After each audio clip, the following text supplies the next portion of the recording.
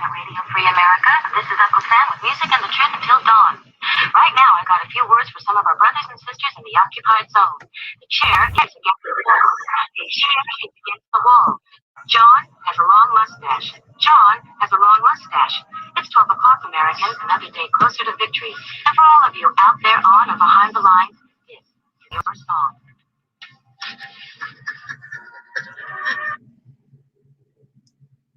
Although I don't know what else there's going to be because nobody else is jumping in again. So I guess this is an hour late. You know, not sure what time zone I'm in. So I'm going off for the dash in the vehicle. And I think it said it was 9 o'clock, which would mean it was 9 o'clock, or it's 9 o'clock in Arizona. And if that's the case, then it's on time. It's either on time or it's an hour late. And I guess I don't know. Anyway, I quit sending links to people. Nobody shows up. So I figure I got to pull some stuff off with some cards and things. And I would go live during this. And I did send some links to people that have showed up in the evenings. And then I'll see if anybody shows up. And if not, I'm not interested in just chatting. So I have some energy left, but not a lot. I'll probably fall asleep here at some point. But like I say, if I'm just here by myself, there's nothing to talk about. I'm going to be pulling some stuff off of cards. I'll see if anybody jumps in. I'll go check Gun Channel, see if anybody wants a link. Right now, Mr. White's the only one even logged into Gun Channels according to my screen here.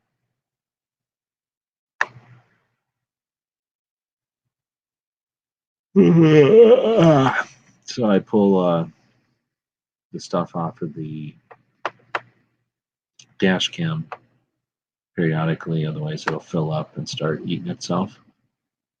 The videos will start to recycle. So instead of letting that happen, I go in and pull them once in a while. Find that drive right there. Open it up in the window.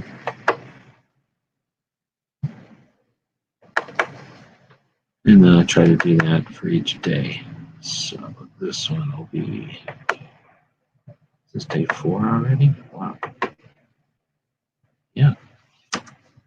So now we got ABQ to that. And then I'll go grab the files, which is a bunch of them. I cut them from over there, and I will paste them over here. So now that'll take some time. And that's going to take 345 files. 345 files that are 3 minutes long. 900 minutes. There's dead horse. Hey, thanks for jumping in. Hey, thanks for having me. You bet. So I don't know if you heard, I got a little bit of energy left in me. I'm pulling the dash cam stuff. I pull that every night. And I think I get, oh, okay, I'm off by an hour, dang it. Thanks, DTP.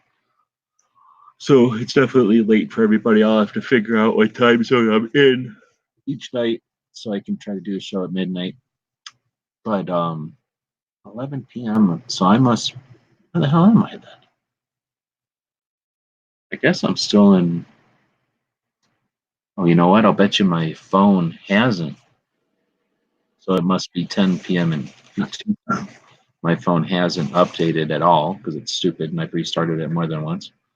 But I guess that's what it is. I thought I was in a different time zone and it said 10 in this time zone, but whatever. I'll try to get it to midnight again. Maybe that explains why I'm tired. Anyway, I'm pulling the dash cam stuff off. I haven't even had really a chance to monitor when I'm dash camming, but I'm guessing I'm not driving that far. So it's pretty much the whole day. Like today I got a deer, a really good deer. You know how there's those deer crossing or whatever, like be careful of deer type of signs up to drive. Oh yeah. Those are legit. Like those are really, because that's like a migratory route that they, those signs are legit. When you see those signs, you better believe that is a real deer crossing. Yeah, seriously, because it's not like they get paid extra by having those signs up or something. So, I've seen those signs or whatever, and they're different, depending on where you go, the critters, right? Like, so those deers, this was in New Mexico, but there was a deer sign or whatever, and then, and I'm looking and I'm like, what the hell? And there was a really big, at least for Arizona, I don't know if it's the biggest deer in the world or nothing, but a really big, like, antlered deer sitting there. And, like, if you pulled over to change your tire, it would have been standing right where you would have been. Like, it was not that far off the main highway, a 75-mile-an-hour highway, and just sitting there eating grass or whatever, like an idiot. So, somebody, again, if they were, let's say something happened to your vehicle and you had to pull off really fast, like you pulled off the side of the road in an emergency, like a tire fell off and you were coming off of the road and slowing down right now and right there, like that deer would have been creamed. If somebody would have just had like a giant truck and been a dick, could have just like veered off a little bit and creamed that deer. It was that close to the side of the road. So anyway, that should be on this dash cam footage. That's about the most exciting thing I've seen today, though, I think. Every once in a while I'll get like this one guy, I can't remember where anymore, but somebody was swerving all over, and man, I don't know. I don't think this one was a drunk or nothing. This was during the middle of the day, and it was just like an angry person or something. Like he kept like swerving over to, when somebody, most of the time people stay in the right lane. People go around him in the left lane, but not really hang out in the left lane too much. This guy would like hover over towards the center every time somebody tried to pass him in the left lane. And it just seemed too regular or too consistent, I guess. And I was like, man, I think he's just being like weird or aggressive or. Sometimes it's just people tend to go where they look. So if you're paying attention to that side mirror and you're looking over, it's a natural human thing to go that direction, right? So if you're looking out your left side, you're in the right lane and looking out your left side, looking in that mirror, it's a natural thing to start moving over like that. No, yeah, exactly. Or maybe like either an inexperienced or just like not experienced, I guess, like not experienced enough type of driver. Exactly. Like just getting frustrated or scared maybe when somebody's driving past them. I mean, there's things where, there's lots of circumstances where whenever I get into that, I'm like, dang it, I don't like being here. When there's like a truck to your right, a stupid truck going slow, and then some truck decided to go faster, so he's in front of you, and then there's a truck behind you now, and you're just blocked in with 3 trucks. That nobody likes being there, and that happens every once in a while. But like that kind of thing, nobody's like digging that situation when that's where I like having a 1-ton van. There's no way the air of those trucks is going to blow my van around. If I was in a little tiny car, I'd be scared that all that black, what do they call that? Like downdraft, just blow my car out of there. Oh yeah, it can definitely make you switch lanes having a big semi truck go by you when you're in a tiny little car. But there was a couple of spots. This is New Mexico, and New Mexico is windy. Like, I think it's the windiest state.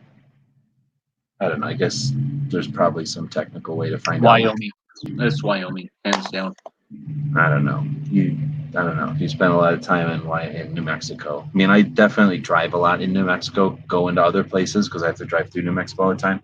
So anyway, I definitely got twice this trip so far, and I think both of them were in New Mexico, where you're just minding your business driving. You have like one hand on the steering wheel, and when it's windy, you have 2 hands on the steering wheel. But if it's just normal, you're just maybe doing something or whatever. You just got one hand on the steering wheel, and where you'd never drive with no hands on a steering wheel in New Mexico. Let's put it that way, because I've had twice in this trip so far where it yanked, like the wind just came. It's like if the wind was just like, no, let's just clear the roads. Like just everything on the roads moved like 3 feet to the left. Do they got the big wind breaks along the highway in New Mexico like they do in Wyoming? I mean, yeah and no. You're talking. I mean, I've seen snowed things in Wyoming. I mean, in New Mexico, they'll like pile dirt 7 feet tall next to the road. Like there'll be walls built to stop it because there's in New Mexico, it's mostly you'll come. You know how you see these? I call them mesas, but they're not really because they're more like just ridges. How like there'll be a ridge, but like the top of it turns into like a maybe 12 foot of cliff, and then it turns into like it gets into a slope or a grade or whatever. But like in New Mexico, it's famous for having like the top of ridges or little cliffs everywhere, and different scales depending on where you are. It's a big state, but you'll come off of like one elevation and go down into a valley. And in New Mexico, that's like where you'll get it, like coming off of a one elevation and dropping down. For whatever reason, those winds just like use those things as wind tunnels or something. And it's mainly the trucks you got to worry about, like a truck that moves 3 feet, from center lane all the way over to the line or even a little bit over. Just the whole truck moves. Like that shit's scary. And like I say, when it moves my whole van, like that's scary as shit. I've been in rain and stuff in Arizona where it's just pouring rain, and like the most the weather can do is get my truck wet. It's not moving my truck ever, nor the van. It's just too big of a vehicle. But a couple of times, I mean, it didn't move at 3 feet, but it certainly felt like the vehicle just moved. Like you can just everything on the road just shifts when that wind comes by. Now, I've only driven in Wyoming recently once, so it's been a while since I've driven in Wyoming. And when I did, it was a little pickup truck, and they just don't get picked up the same as this van. So I might be just experiencing it different. A big giant van, which is a big rectangle from every direction. It's a wind, sail basically, wind scoop. I kind of like a lot of the Arizona freeways I've been on. They're almost like inset down in the ground, right? Mm-hmm. And they have these like walls on each side of you, like concrete walls that are all like artsy and decorated. I kind of wish more freeways were like that. In the towns for sure, but that's just because they built the towns and there was sprawl. We're really bad for sprawl, and a lot of our stuff was built in the 50s after World War II, when cars were the big thing. But then they had to go back and put the highways in, and since there was already stuff everywhere, all they could do is drop them down, and that's a whole other set of challenges out here. But yeah, I hear what you're saying. I don't think that's for wind though. We just don't get the wind. I mean, I live in Arizona and I drive around quite a bit. There's just I just don't experience the wind like we do in those, like I have in New Mexico. And everybody's saying in the chat that Wyoming's pretty windy. I've been over most of the country and driven a lot through Wyoming, and I've had some really scary experiences in Wyoming. I've ended up in the median because of wind. I've seen more semi trucks than I can possibly count, and RVs, and even just tall like box trucks and stuff tipped over on their sides just from wind. I mean, Well, that's true. I've seen a heck of a lot of trucks tipped over in Wyoming, and that probably makes sense that they'd just be driving along and get knocked over. Yep. There's a place in Wyoming called the Twin Sisters, between Rock Springs and Rollins. That's really, really bad there for wind, and right around that area. That's where I've experienced the worst wind is around Rollins and Rock Springs. Enrique saying that that's for sound abatement. So when they drop the roads down for sound, I guess. Yeah, that makes sense. I can see that. They definitely. There are houses like right on the other side of those walls. Like there's backs of houses right up against that freeway. So that makes sense.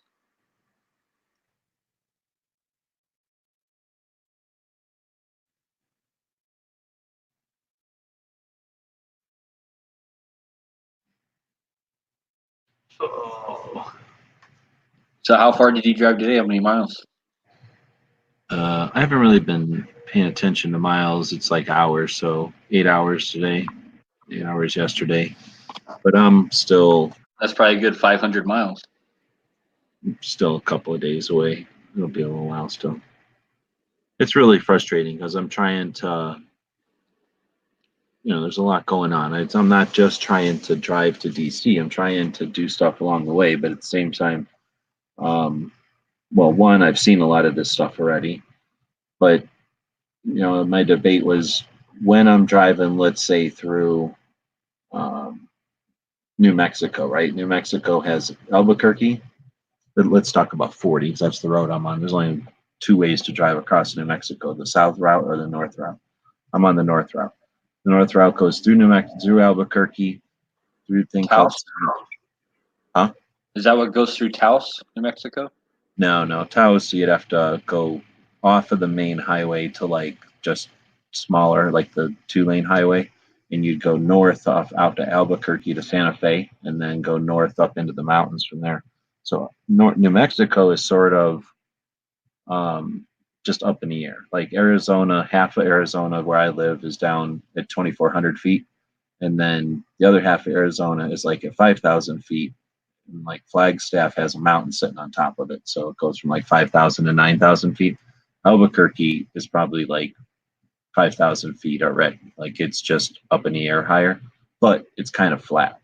So when you go north from Albuquerque, you get into mountains and stuff. I mean, it's not flat, but it's not mountainous either. When you go north from Albuquerque, you get in the mountains, and that's what Taos is, and Santa Fe, and Las Vegas, and that's where all the good stuff is. Well, the fun, interesting, natural stuff in New Mexico, for the most part, is kind of north of Albuquerque. I guess Albuquerque's kind of central in the state, east and west. But what I'm getting at is that there's Albuquerque, and most of the time, depending on where I'm driving, I either do drive through Albuquerque or I don't. Like if I'm just going to Tucson from out east, I don't need to go to Albuquerque. I can kind of get New Mexico kitty corner, go through like Roswell, and kind of maybe drop 2 hours off the trip and not go to Albuquerque. If I'm coming south from like Red Dawn, then I go through Albuquerque because the roads all go through Albuquerque. So I've been through Albuquerque. I've not been through Albuquerque. It's kind of maybe 60-40. I don't go to Albuquerque, but I've also gone directly to Albuquerque, and I worked at AOL. We had an Albuquerque location, so I went there a bunch of times for that. So Albuquerque's Albuquerque, but that's one of the cities in New Mexico. I guess I should also add, me and Bob drove around and pretty much went to every gun shop in Albuquerque. So I've seen every gun shop. Now I just like monitor them. Now that I've been to all of them years ago, I can just kind of monitor which ones are new or gone, which ones have gotten bigger, right? So when I go to Albuquerque, it's not the same. I don't have. It's the one town. There's a lot of gun shops, but there's nothing to dig into. I've kind of already seen them.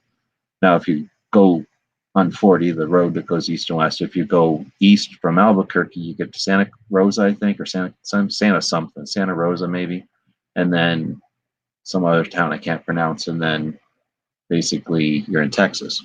So there's like two towns, and one of them is like only a town because two other roads hit the main highway there, so it's a town, but it's not a town because there's so many people there. It needed to be a town.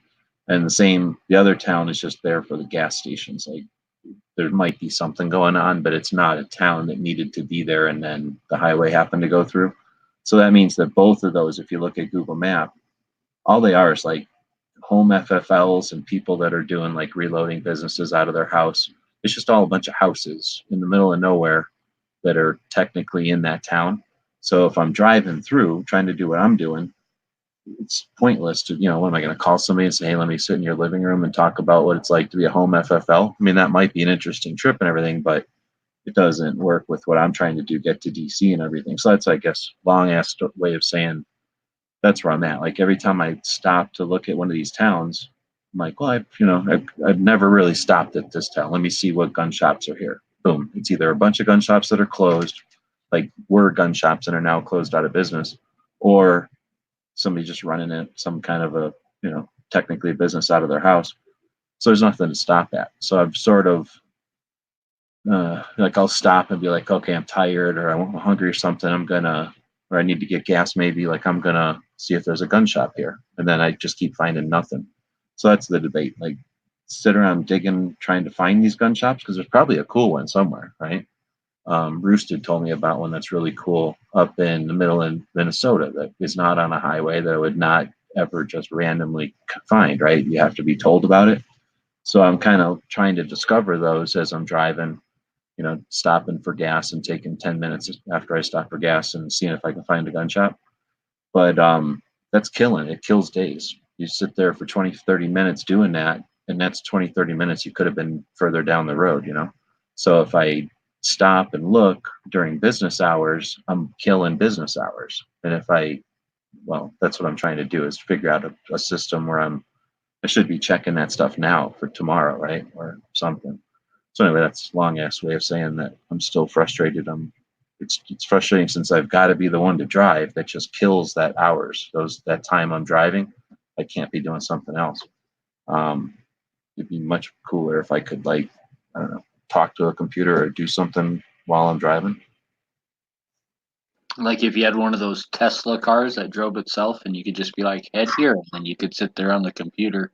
Yeah, seriously, doing stuff. Yeah, that would be great, actually. I don't know how long you think it'll be before we have that. Well, a company came out with like a robot type thing, like a robot mannequin looking thing that sits behind your wheel, and that you basically plug into your car, and then it'll drive. It's supposed to. You put a thing on top of your car. It looks like the old police lights, like the little round dome light, right? You put that on top of your car in this mannequin, and it's supposed to turn any car into a self-driving car. And they have the prototype out right now, and they're testing it. So maybe in a couple of years they'll have that out, and then pretty much any old car you can turn into a self-driving car now. Okay, that makes a lot of sense. I've seen a thing like that they could turn any vehicle into a drone back in the day. A thing you would sit down in the driver's seat and then. And it'd probably be a lot more affordable, I'm guessing, than like buying a Tesla, Oh, heck yeah. And it would work to any car. It's retrofit. You could throw in. Yeah, you just plug it into the cigarette lighter and you seat belt it in and everything, and it looks like a person. Is the funny thing is it looks, at least that prototype they showed, it looks just like a person. And and you just put this little dome thing on top of your car. It's like this magnetic thing, and that's like the scanner that scans all around you, 360 and everything. And then now your car is a self-driving car. Huh. And I wonder if that works in the HOV lanes. Then it's not technically another person, but. I don't know. I've seen a lot of people do that, like, have like a mannequin or just like cardboard cutout and put it in their passenger seat to drive in that. I've seen that here in Salt Lake. New York is saying that someone got trapped in a Tesla. The side windows wouldn't break. It's weird.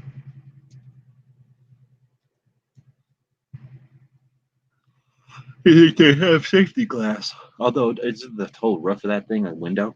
Like the whole top is glass? I don't know. I've never seen one of those Teslas in person. I've never seen one like up close, only like on videos and stuff. Closest I've got is when especially in California, you'll go to like a parking lot and they'll have Tesla chargers. They'll kind of like old ass gas pumps or something. And but they say Tesla all over them. They make a big fucking point about it, so you can't park there or whatever. But that's about the closest I've been. But it's not always Teslas; it's other cars, and I don't know cars for shit. So I've probably seen Teslas, but I've also seen them. And, I've seen all whatever electric cars there are. I don't know the difference between. But I drove around in Posh's electric car. It's not Tesla or nothing. They have a lot of torque. They're pretty torquey. Electric motors. That's on autonomous driving. I don't test a robot fast enough. Increase Ohio drivers. Yeah, I don't know. It was snowing this morning. Scared the shit out of me. But it's one of those, like, I don't know, almost like the dew was blowing around. It was just cold, and there was like humidity, and I'm not used to having humidity ever. So it wasn't really as much falling precipitation as much as like I say, I'm pretty sure the dew was just frozen for some reason, like it just was blowing around. When you go through New Mexico, you go through Truth or Consequences, New Mexico? No, not on this trip, because I went to Vegas first for that October. So being in Vegas, I was basically coming from Flagstaff. So an unusual trip for me. In fact, I've never done this trip specifically, going from Arizona to Texas across New Mexico, because that would be the weirdest triangle ever. I've gone from Arizona to Albuquerque in different directions, but then kind of a boomerang right back into Arizona. So this was coming from Flagstaff, really high up in Arizona, across, which I've only ever done a couple of times. Also, again, because from going east from Tucson, I never drive to Flagstaff and then east. That's a total waste of time.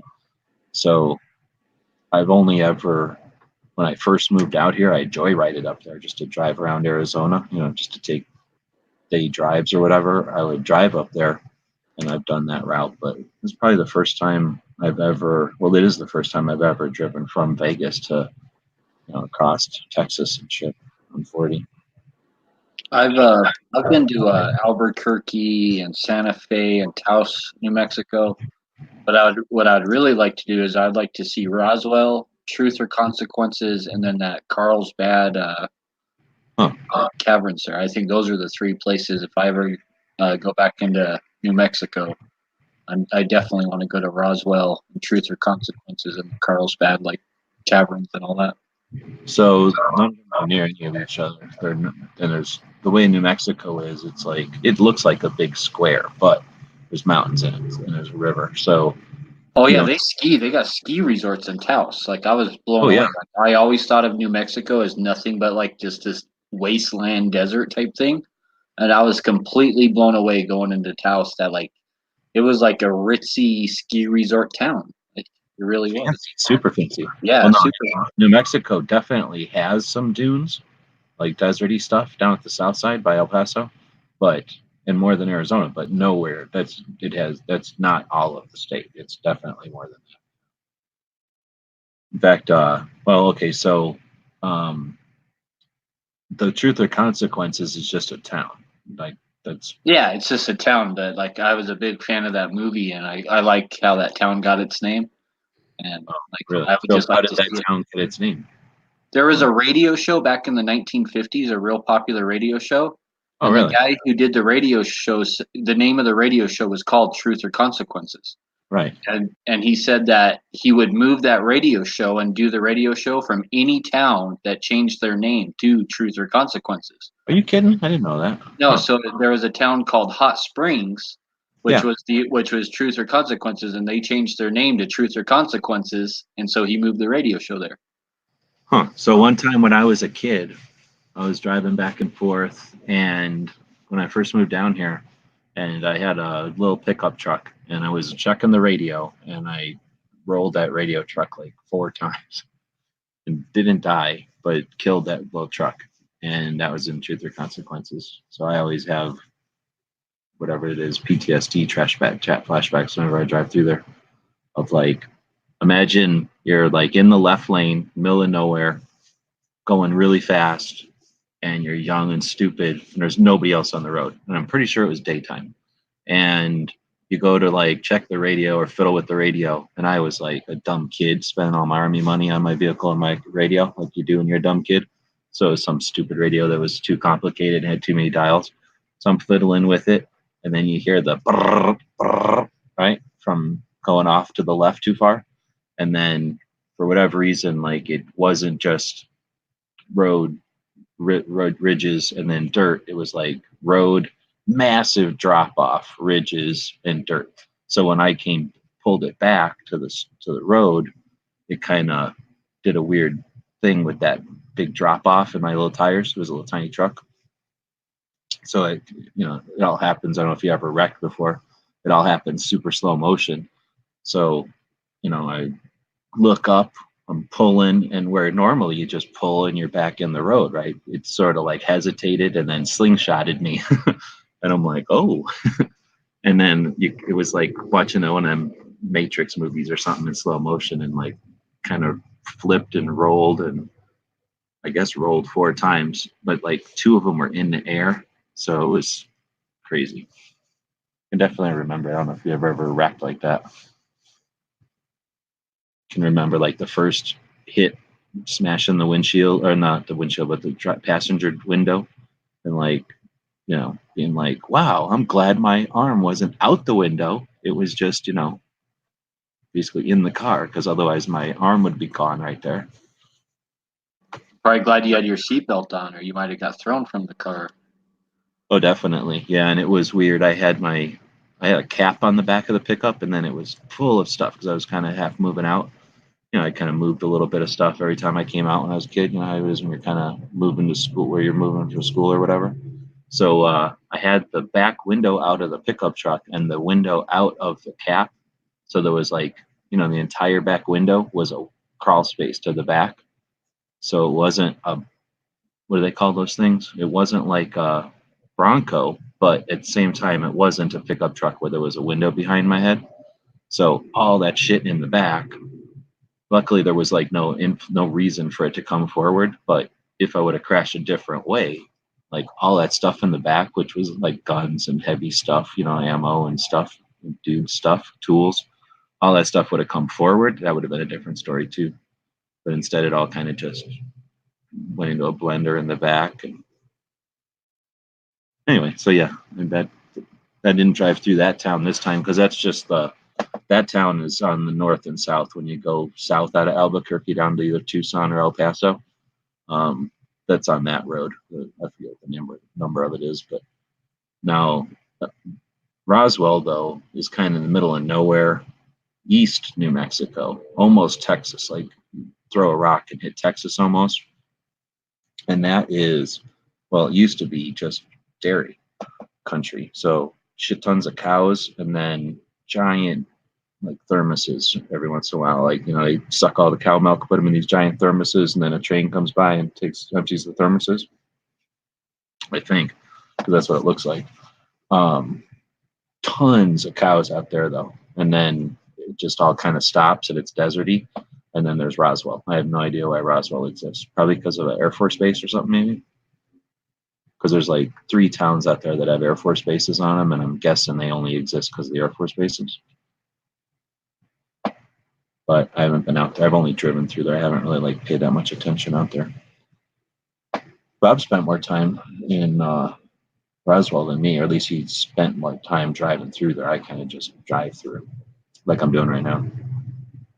Maybe stop at one thing or talk to somebody. Actually, now that I'm thinking about it, I did stop and talk to that one guy at the one gun shop. It was real friendly in Roswell. But I didn't really talk about Roswell too much. I bet you Taos probably has some gun shops in it because that's a real ritzy place.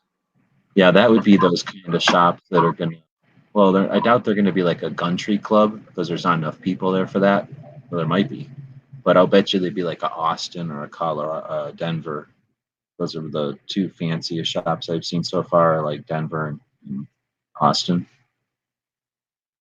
I'll bet, or maybe the MGV or is it Las Vegas? No, Machine Guns Vegas, MGV. That's the classiest, fancy rental place in Vegas. There's probably something like that there. I know Honda went to a gun shop live on air in Denver, and it was really, really fancy. Was it Centennial Gun Club?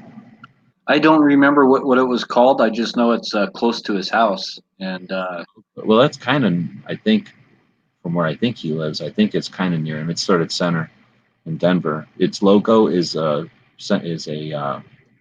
head stamp. It says Centennial Gun Club is a head stamp on a centerfire cartridge. So I mean, if you saw the logo, you'd recognize it as being.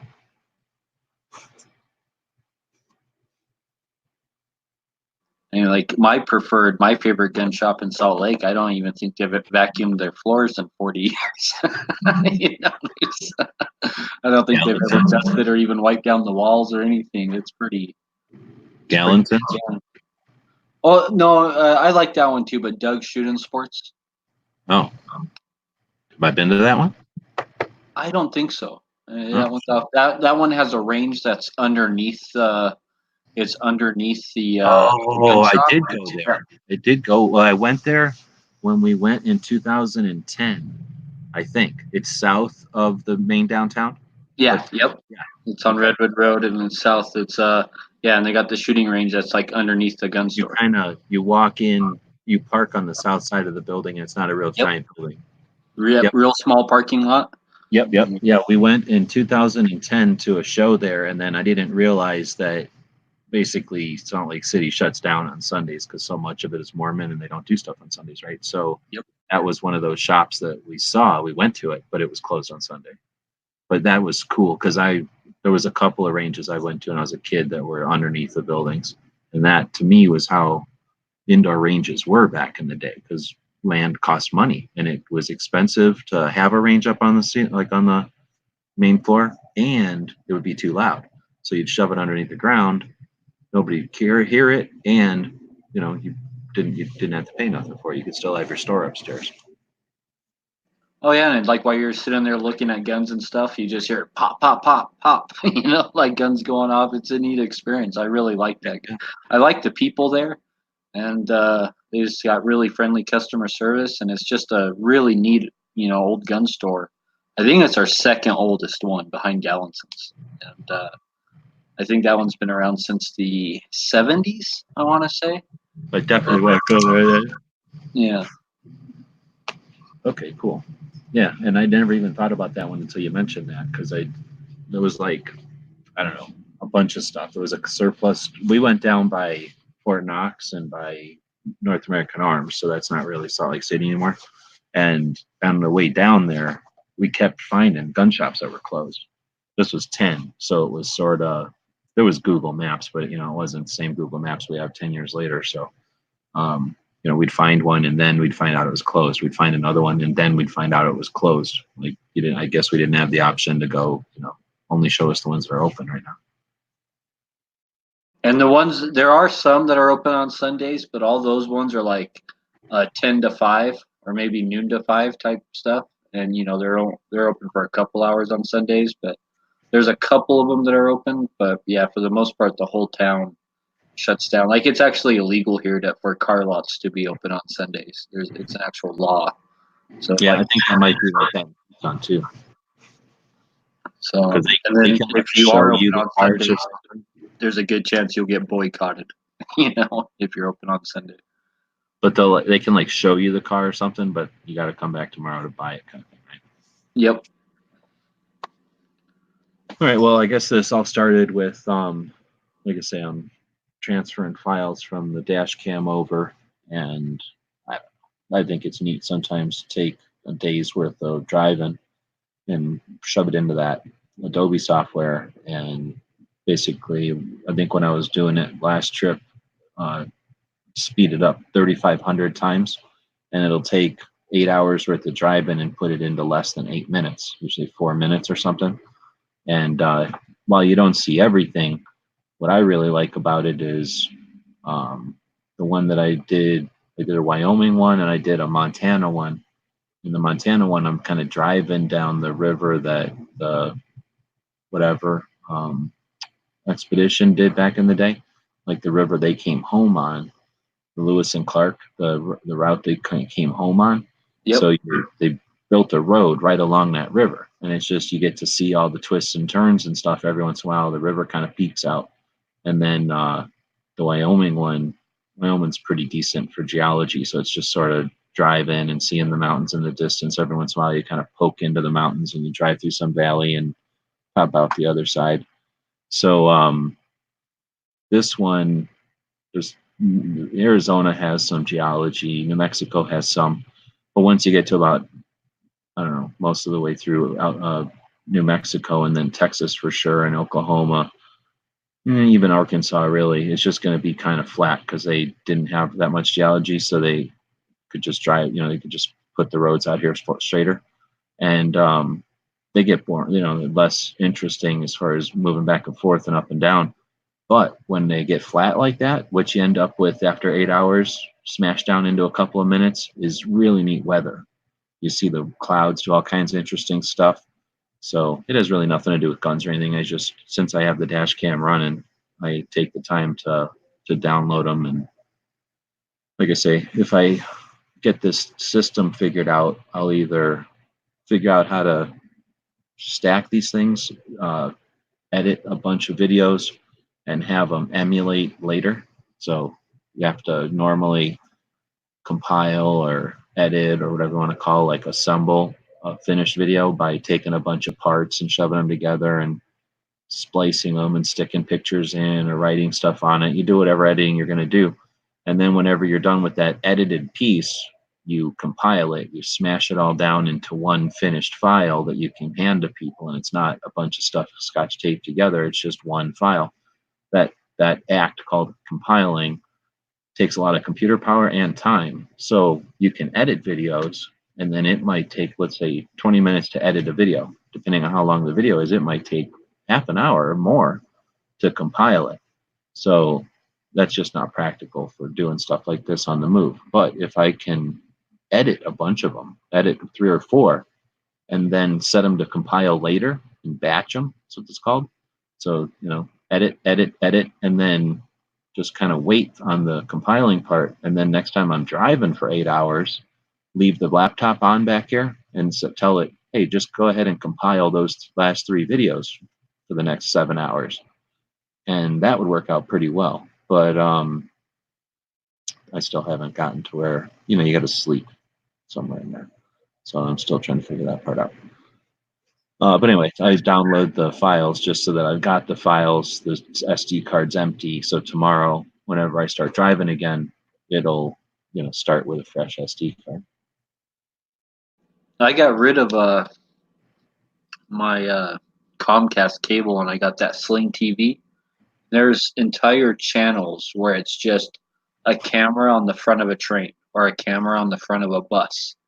And it's just like 24 hours of this trains driving, and you don't see the train, you just see the view out the front of the train, and you just see the view out the front of the bus. But in real time. But in real time, yeah, in real time, where it's you could watch that for 8 hours straight type stuff, and it's man, that must be a more popular thing than what I thought it would be. Like maybe you should try to upload one of those or something. Yeah, I mean, that would be, if I was passionate about that, it's certainly an interesting thing. So imagine if you were, I mean, I got to think of something like hospital or doing dialysis or something where you're stuck, somewhere and you're trying to pass the time and do something different. Like you just got to get your head off of this. Sorry, I got to think of something. And then, something like that. Or you can watch like a fireplace. Who wants to watch a fireplace, right? You could watch puppies or something. That might put the fireplace on usually, like on Thanksgiving and Christmas. I'll put the fireplace thing on. Oh, no, but I'm saying if you were in a hospital and sick and you were having some procedure and it was going to take you 6 hours for this procedure, I don't know.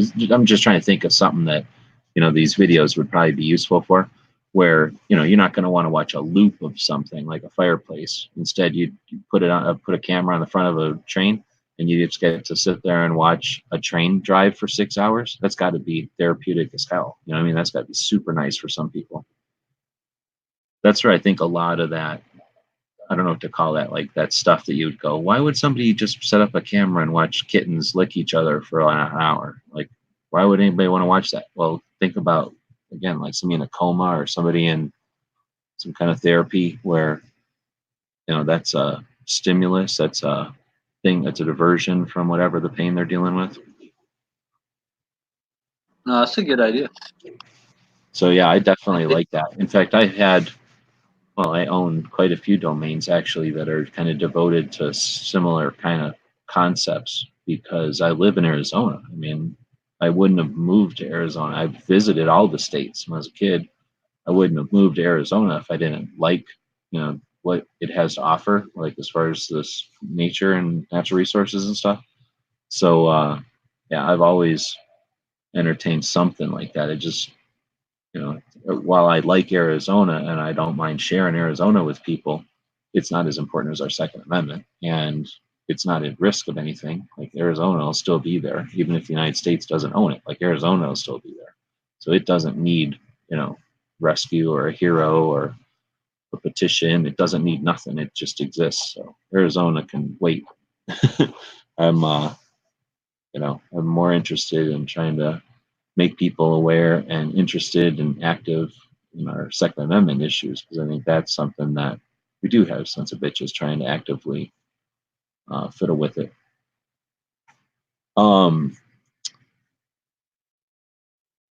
What how we even started all that with um,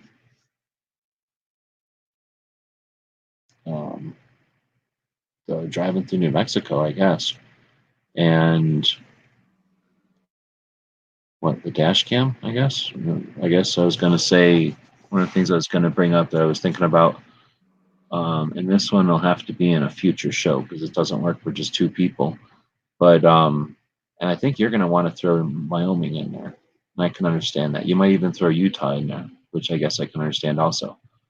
But I've spent a lot of time in Arizona, and I've inadvertently spent a lot of time in New Mexico.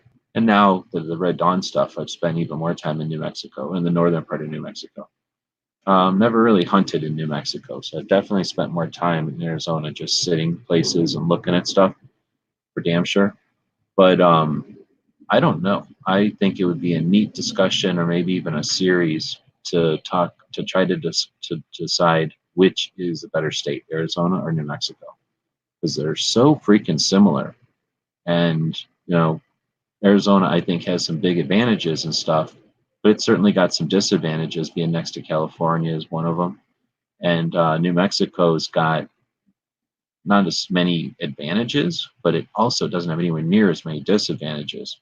So anyway, I think that might be an interesting chat. But like I say, probably pick other states to do head-to-heads like that. I think I would pick Arizona over New Mexico. I think that'd be a hands down no brainer for me. But the thing is, like, if you just have to say overall, it's tough because who knows what criteria you're saying. So, and again, I remember I've just had 8 hours worth of sitting around thinking about stuff. So, I was thinking about this. I think to do it justice, you would do it like natural resources would be a good one. And I don't know. I think there could be a lot of them, but to divide it into just topics like that, like guns, that would be a neat one. Just which one's better, which state is better, this one or this one with guns. And that you don't definitely need to do Arizona and New Mexico. You could do pretty much any states with that. But with like the natural resources, I think these two states particularly are pretty well lined up. But then just like history, like pieces of history that actually happened in United States history, and then the prehistory. I don't know as much about New Mexico, but I kind of do because learning about Arizona stuff, you learn about the people that lived in New Mexico because back then there wasn't really a boundary. So learning Arizona prehistory is like the Spaniards and before. Is the same as learning New Mexico prehistory. And there's again, we've got some cool Indian history here, but they've got the cliff dwellers and shit, and the black and white potteries and stuff. So they've got some interesting stuff in New Mexico too. And then you just get into like the modern, like which one's a better state, like just a better state to live in. So there's just to say which is a better state.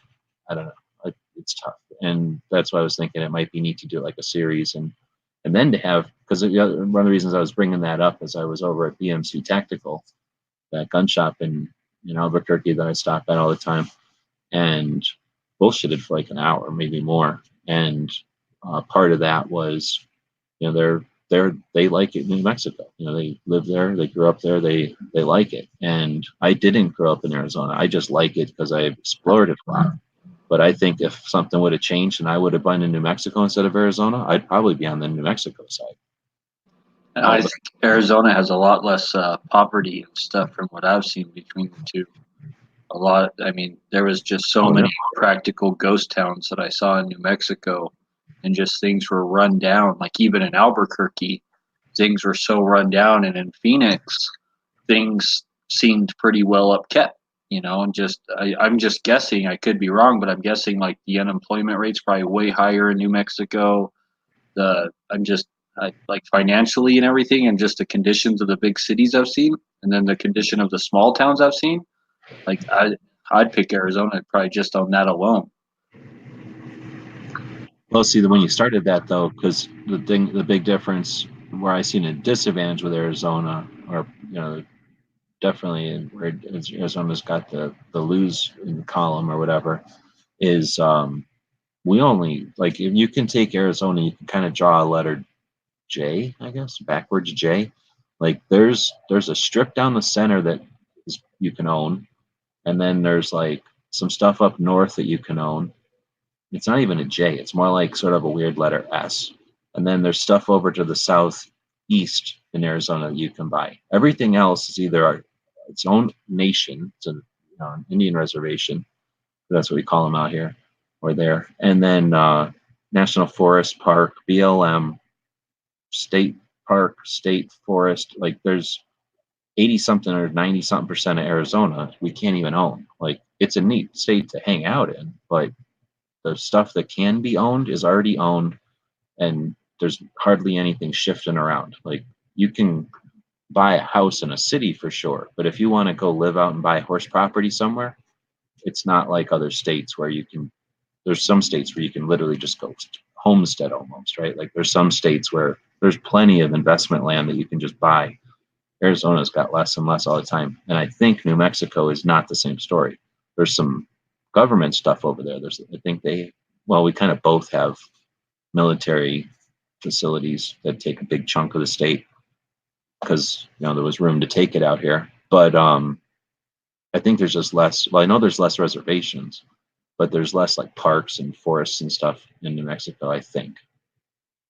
But I'm saying that from somebody who hasn't hunted over there. You learn that stuff when you hunt, like as soon as you have to actually figure out where you're allowed to be and that kind of thing, you start to learn all the boundaries and stuff. Would you say in the schools in Arizona are a lot better? I'm sure Arizona is but they got, it's hard to say that because they've got what's that mine thing called, the thing up north where the bomb came from? Oh, White Sands? No, that's where they tested it, but the brainstorm place, the brain trust or whatever, where they invented it, is in New Mexico. It's north of Albuquerque. It's by Taos. Oh, I know what you're talking about. It's up in the mountains where all the brains go. So we got all our brains in New Mexico. So while Arizona probably does have better, I don't even want to say we got better schools because we both got an international border with Mexico, which really weighs on our stuff. Like there's just a ton of whatever you call like giveaway government garbage that gets like wailed on by people from other countries because we're both right here. Although we got a bigger border, like their border is tiny. Like our border is the entire state. Their border, Texas comes in and undergrabs them, like gives them the reach around. Almost the entire state. Like El Paso comes in right underneath them, right? Oh, like half the state, yeah. Like they get a super reach around from Texas, just grabs the whole bottom of them. So I'm sure we got better schools, but I don't even want to say we got more smart people. Las Cruces? No. What did they call that place? You know what I'm talking about, though. It was like a top secret facility when they were inventing. No, I think it is Las Cruces. I think you're exactly right. No, I think Las Cruces is the one. That's the one down south where that's just a town that's in between Tucson and El Paso. But it's like that. Los Alamos. Right? Yep, you're right, Los Alamos. Yeah, it's lost something. But that one's way the hell north. And I've never been there. But I think that one used to be, and I think they still bring a bunch of smart people there. I think. Not smart, so I know. There's an area west of Phoenix that you said was an old gold mine area that had a lot of ranches. Oh, well, no. See, you can't move over there. That's Apache. So that's the Superstition Mountains, and that's... I always thought Arizona was famous for silver mines. We got silver. Yeah. Tombstone is silver. The thing is, gold and silver and copper all are the same. I mean, they're just different metallic versions of the same thing.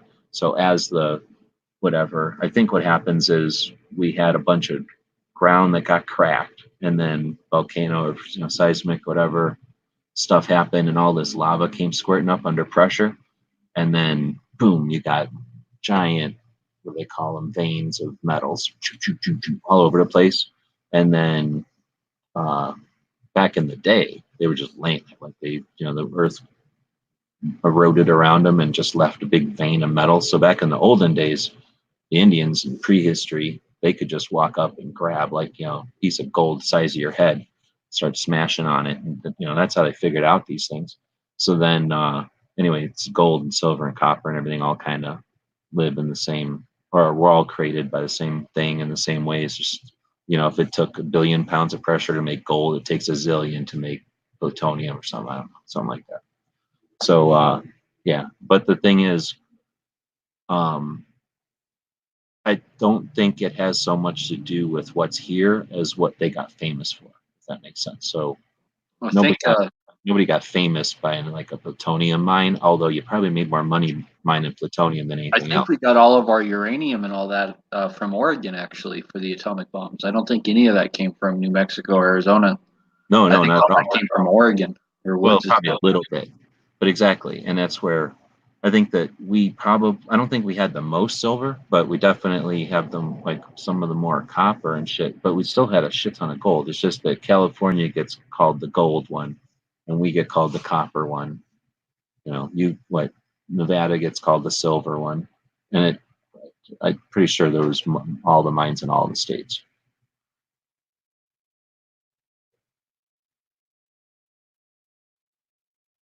But anyways, it's all over the place tonight. Yeah, we have a town here called Copperton, which is right below the big copper mine here. And like it's really cool to drive out there because a lot of the old houses have all copper roofs, like all the roofs are copper and stuff. That happens a lot out here too, because obviously it's cheap. So Pink's saying this is a town west of it. There were properties for sale out there. See, again, I'm not sure. There's Phoenix is right dead center, let's say in Arizona, and when you go, you said area west of Phoenix. West of Phoenix is barren gold mine, silver mine area.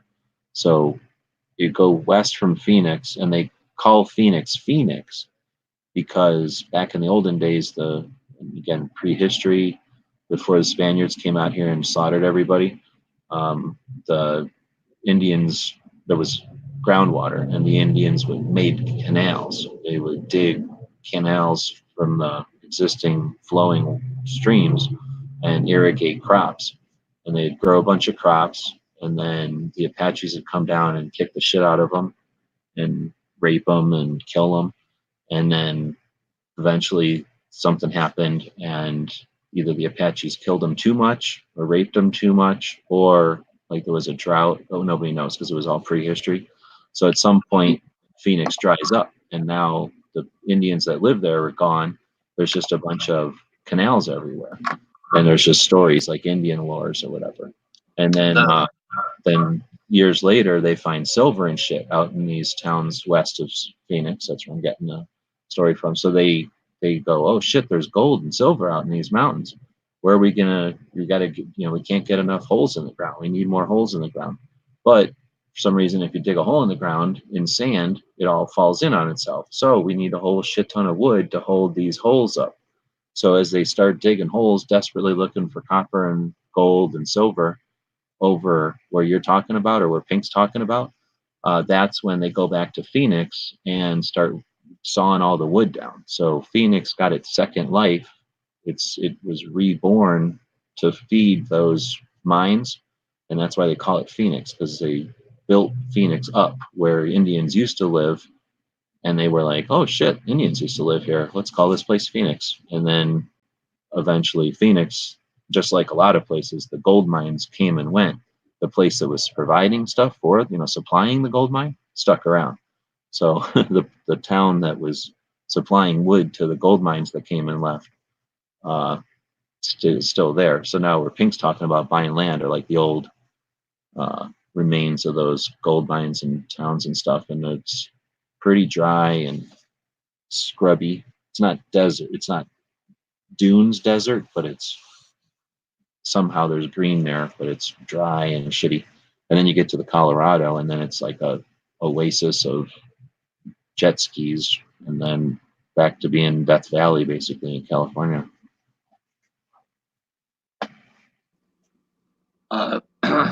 If you've ever seen what is it called, the Naztec lines, like down in Peru, Uh-huh.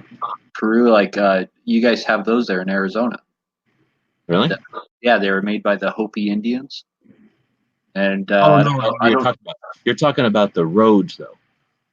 Well, no, they actually you actually have figures. One's a one's I think one's a bird and like one's a jaguar, and like you actually have like, and you know they put them out there in the desert just like they did down in South America. And the Hopi Indians, they're the ones that have the whole, you know, you see them all the time on, like mentioned on Ancient Aliens and stuff. They have this whole like cosmic link. Like their theology is that, you know, they actually came from the stars. And, well, you yeah, call Hopis are what everybody, all the cliff dwellers get called Hopis, but anyway, there's like obviously more than Hopis. There's like 12 or 24, depending on how much you want to look at them. But yeah, so one of them, and that's all but the Four Corners. So it's not Tucson, it's Four Corners. So it's more like where Arizona, Utah, and Colorado all hit each other. So the Hopis and the well, mostly the Hopis are the ones in that area, are mostly in New Mexico though.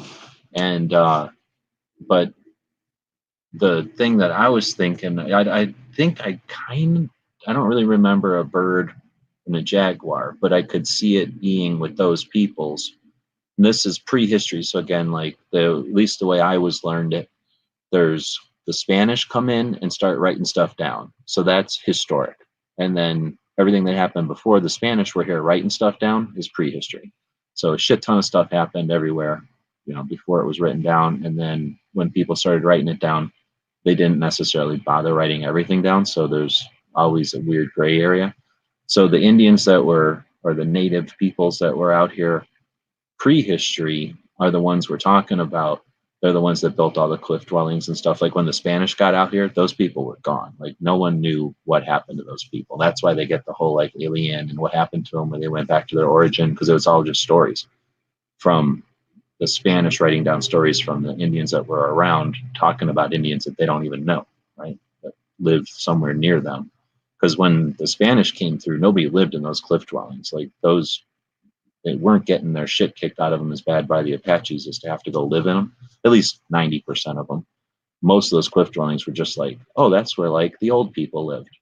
So those prehistory Indians, though, up in the Four Corners-ish area, but kind of more like kind of south and where what the hell is that reservation? Like wherever the petrified forest is, like that area. They made some sort of fucking roads, and if you look at them from space, they're just dead straight lines. And what's weird is if you look at the paths, because you know the prehistory, so real long time ago, they're not just there anymore. You have to go kind of look for them, but then once you find them, you're like, oh shit.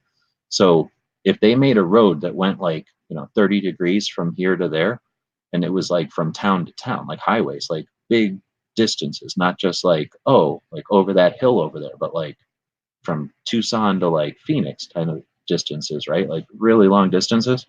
If that thing went 30 degrees or whatever, like that road went straight 30 degrees. And if the earth underneath that road was like a river or like a cliff or whatever, that road just went on that cliff or that river. And I remember learning about that, and like it's one of those things where when you're learning about it at the U of A, they're just like, and this happened, but they don't even try to explain it.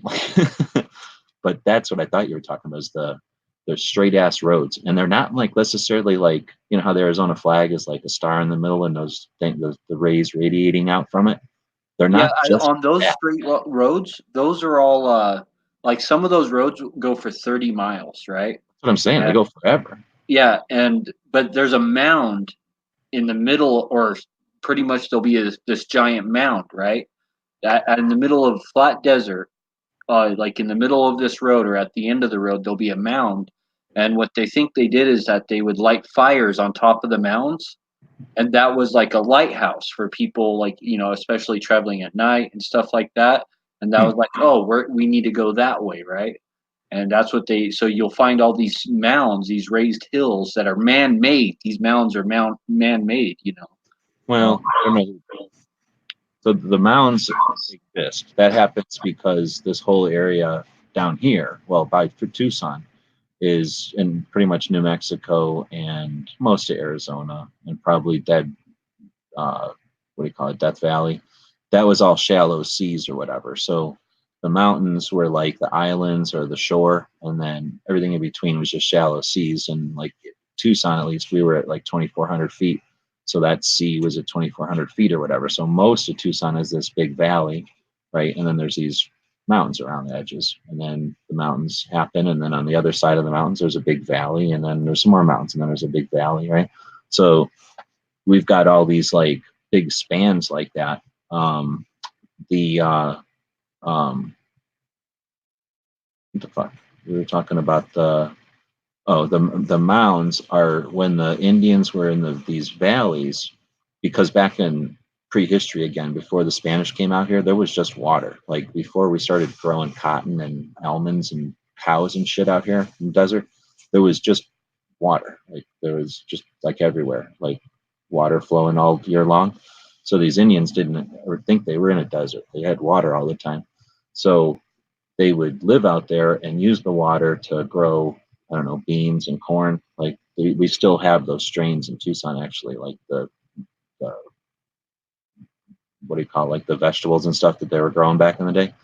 And they grew it in different ways. They would grow like little mounds of, but I mean like a mound like 2 foot tall of squash or something. So they would irrigate and they'd create these uh, lush areas, right, of uh, farming basically, but they would do it in the flat areas. And they would, their mounds that you're talking about, at least the mounds that I've dug, are the garbage. They're like all the pottery, it's their garbage, it's their trash heap. So they would, as they're living, they keep throwing their trash into this pile, because otherwise it's just flat. Everything's kind of flat. You know, it's the bottom of a shallow sea. So except for the river going through the middle of it, it's just kind of flat.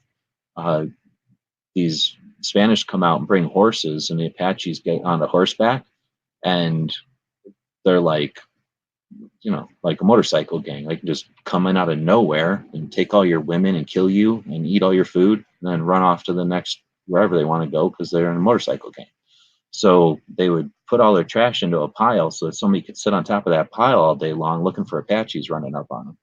And then all the Totohodam and the Pohoto, all the names that aren't Apache, and like who's the other one? The dicks, Apache and the Navajo.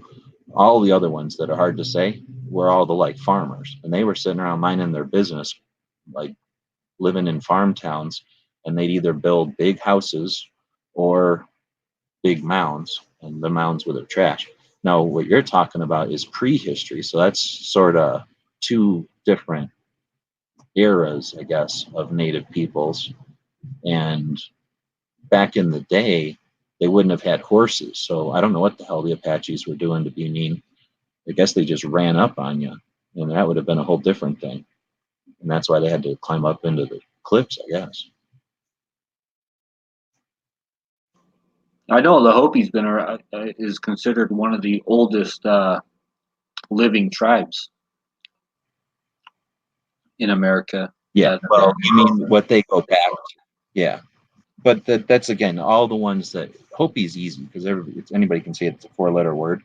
Like all the other ones that I'm thinking of are I don't even know if I know how to say all of them. They're like Tohoto, Odom, and Popoco. You know, they're shit tons of O's and letters and shit in them that aren't vowels, or there's too many vowels sometimes. But those are the ones that did all the different. You can tell them apart by their pottery, like the shape and the colors of their pottery and what was on them. The mounds that you're talking about, Pink, the burial mounds are out in like the Mississippi River. Those are different. They didn't bury nobody in the mounds out here. The mounds out here were just like functional.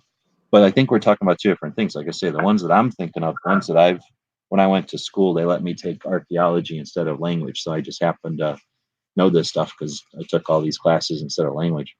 But for school, we would go out and kind of poke around in these mounds, and you literally just stick a shovel into one, and you're bringing out history. It's like little shards of pottery and bones, and not bones of people, but bones of like the critters they were eating or whatever.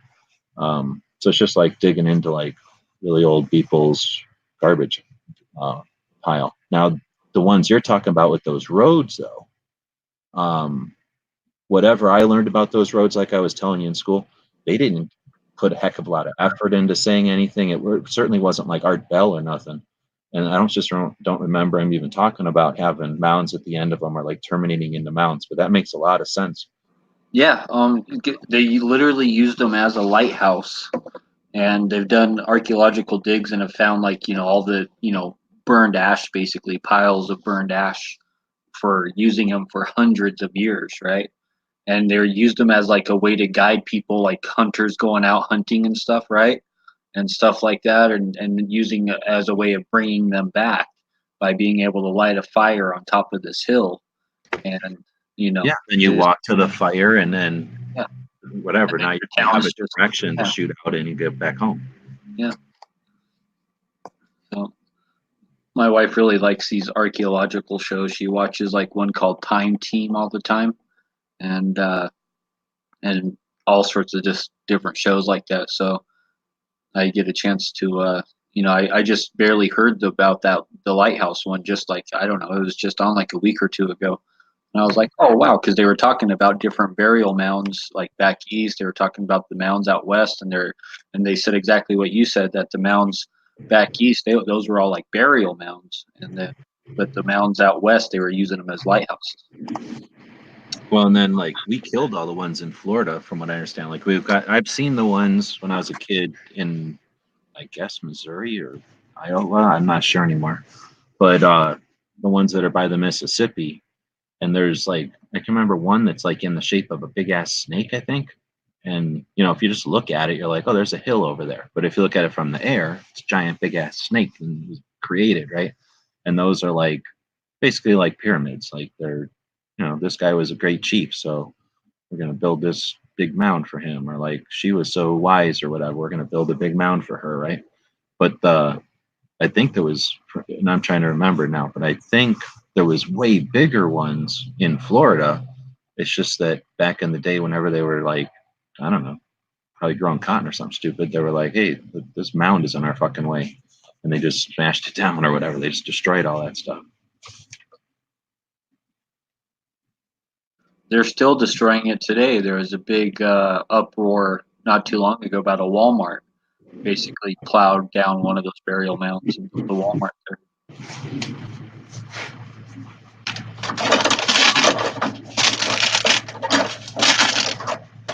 Oh, I remember what it is. They have a picture of there.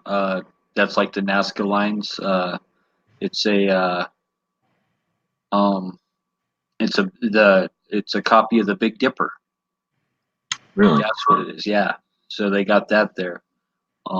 And they have fences around that. So it's like, it's not as big as the Nazca lines, like, but it's, it's pretty big. I would just, from what I saw in the video and stuff, gosh, I want to say it was at least like, 30 feet or something. But yeah, they have like basically mini Nazca lines there in Arizona. So I went up to Andy, whatever, 2 weekends ago now. And I got out there and I was up there. So they shoot for like the morning, and then they shoot the afternoon, and then they shoot in the nighttime. And I got there for like the whatever before the night shoot. So I'm sitting there minding my business and trying to find something to do before the night shoot starts. And there was so it's dark, but it hasn't started yet, and I know there's like a while, so I'm just super bored because there was nobody even had their machine guns on the table yet, so I knew it was going to be a while because it had to be at least another 20 minutes. So super bored, and I think out of the corner of my eye I seen we call it shooting star meteorite, whatever. And I'm like, oh dang, I forgot I'm standing up here because northern Arizona is super dark. That's where they found Halley's Comet and Pluto or something. So I'm like, oh shit, I'm in northern Arizona. I should look up. And anyway, the freaking Big Dipper. I mean, I may have seen the Big Dipper bigger before in my life, but I do not remember. Like the Big Dipper looked like it was about to take a big scoop out of Vegas. Like it looked like it was just right there. I have never seen the Big Dipper so big and close. And it was weird because and obviously the sky changes and I'm no astronomer. I just know where these things are once in a while. I look for them. But I noticed that. And then, of course, the Big Sandy happened. So I don't care about the Big Dipper. I'm watching Big Sandy and experiencing it, right? And then later on, I'm getting into my van and I'm down the hill from where the thing was, which I can't imagine has any difference. But I'm down the hill and I look up and it's also like an hour plus later. And I look up and it was much, much, much smaller, further away and up in the air. So maybe, I don't know, sort of like a sunrise, maybe those things get bigger when they're closer to the horizon or something. But I could totally see from being in northern Arizona and just because you know how the Big Dipper is kind of, they're all real bright, you know, it kind of just stands out. Even if you don't know what it is, you can see that series of like 5 or 7 or however many it is. I could totally see somebody being amazed by that and then copying it on the ground, you know, just because it almost looked like it was touching the ground. It's crazy. And right now is a good time to look up this time of year because you get less refraction and less mirage on the colder night temps this time of year. If you can get out of the city where you don't have the smog, you know, or an inversion that is. But if you can get out of the city, you got like less refraction and less mirage. And then not only that, but this is the time of year of the Taurid meteor stream. Like right now, we're passing through a meteor stream that lasts like over a month, lasts almost like 2 months. And right now, we're like right in the heat of it, like when it's at its worst. So like now's like the best time of the year to actually, you know, see falling stars.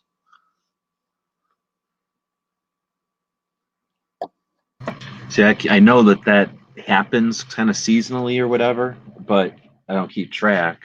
And I was hoping it was going to be like that because when you're talking, when what you're talking about happens and you're out in the middle of nowhere like that, it's almost like rain, right? Like you can just sit there for like 5 minutes watching. No, sometimes it's just like one big one, and then sometimes it's like a whole bunch of them, like one broke up into like a million pieces, right? Yeah, and it'll just sit there. Oh no, but I mean, I've seen it not so much like one thing that explodes, but more like I'm saying like boom, boom, boom, boom, boom, like just multiple bang, bang, bang, like another one, another one, another one, and they all kind of come from the same like space in the sky, but it's more like they're all going in the same direction. Like sometimes they'll all come from like the same kind of area, but you know, then other nights it'll just be like they're all coming from north to south, but you know, one of them will be way over there, one of them will be right up overhead, one of them will be on the horizon over there, and they're just kind of everywhere. But like I say, I just only saw the one the other night, but there's been times when I've been amazed by what they call meteor showers, I guess. 7 or 8 years ago, like we had one come this time of year, and it was like that famous Russian video, right, where it blew up in the sky and broke all the windows. So that happened here, and it landed out here in the mountains. They have on seismograph it actually hitting the ground, and it's supposed to be a big one, like 300 pounds or something, right? Like it's supposed to be, and they say if you can find that one, that it's you're guaranteed to get over $1 million, if not like 3 or 4 million, you know, for that meteor.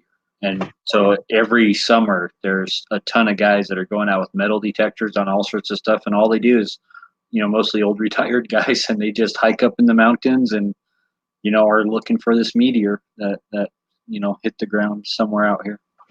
Yeah, I went past in Winslow, the meteor craters out here, but some guy owns that and he charges money, and I can't bring myself to pay for it. But I was like driving past it yesterday, I guess, and I was thinking, you know, when you're driving and you're bored as shit, you're always looking for like, oh, I guess there is an excuse to pull over here. Like, yeah, I guess I should pull over here. So I was like, well, maybe I should. Like, I've never paid for this thing, and when am I going to drive past here again? This might be the last time I ever drive past here. I'll just stop and see this damn hole already and see how big it actually is. Because, you know, seeing a picture of it from the sky is just not the same thing as standing next to this giant hole and seeing how big a hole. But 2 things. Number 1, I'm too cheap. Number 2, I wasn't sure, and I don't know if you've ever been there or seen anything.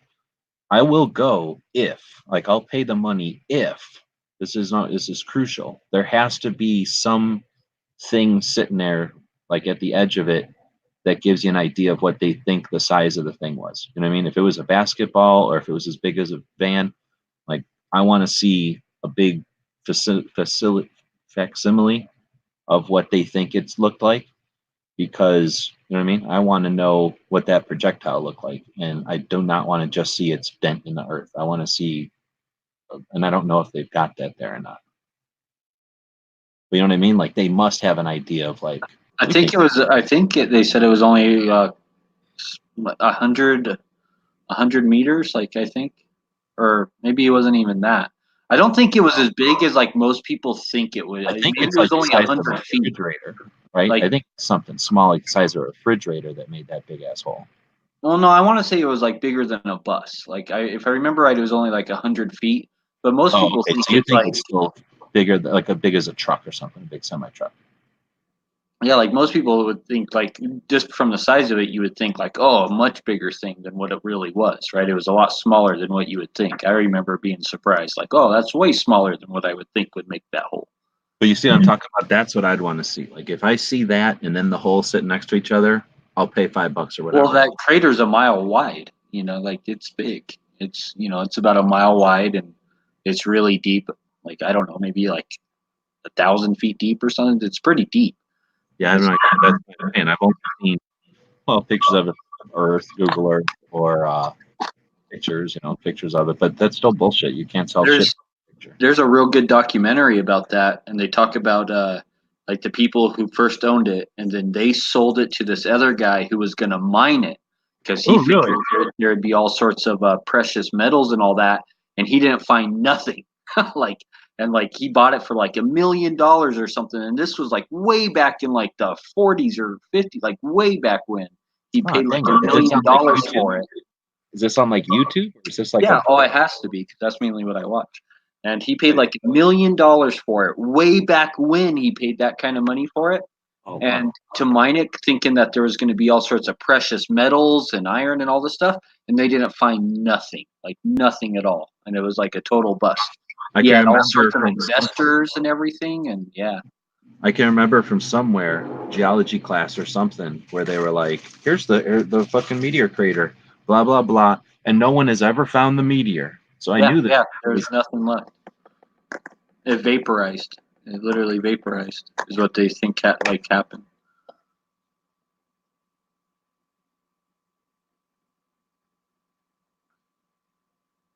Yeah, I definitely want to watch that, because all I knew is that it's privately owned. I'd definitely like to hear the story behind it. Yeah, I know a whole bunch of investors lost a lot of money on it. I remember it was over $1 million they paid for it, and that was like back in the 30s or 40s or something crazy. So $1 million back then was just an insane amount of money, Not just, and they've never found anything. But depending on when it was, I was watching. I've just been seeing some things about like, some of those super rich guys back in the Edison days. And, a couple of those guys throwing $1 million together is just like Bloomberg throwing $1 million together. That's not such a big deal.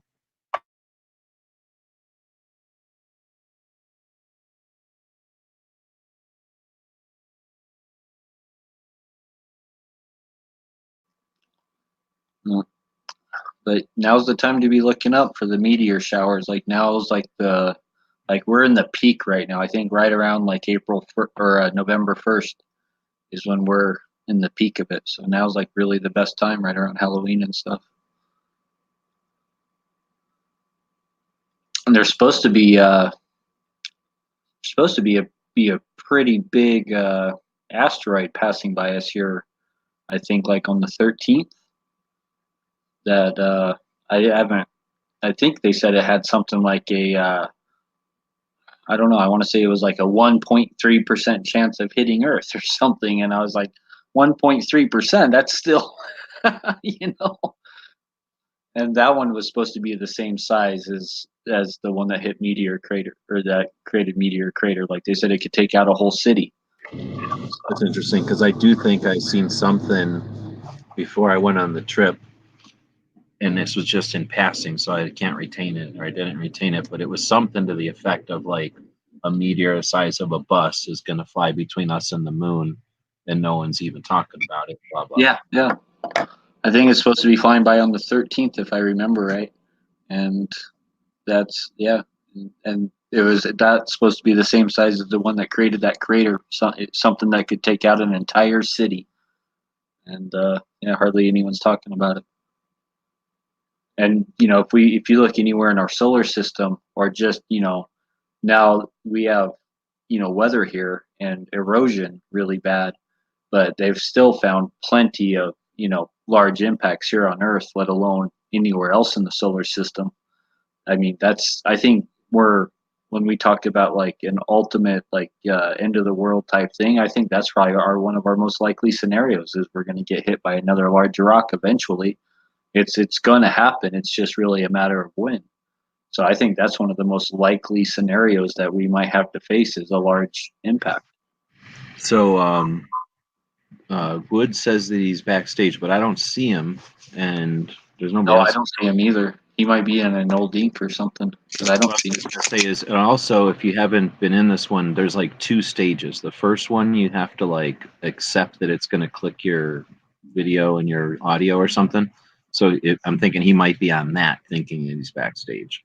So I was telling him click in more, like keep going and click yes or something, and then it'll because I don't see you showing up as like a person I can bring in yet. So Yeah, I don't see him at all. I've got a couple of things here, and I'll just throw them at you. But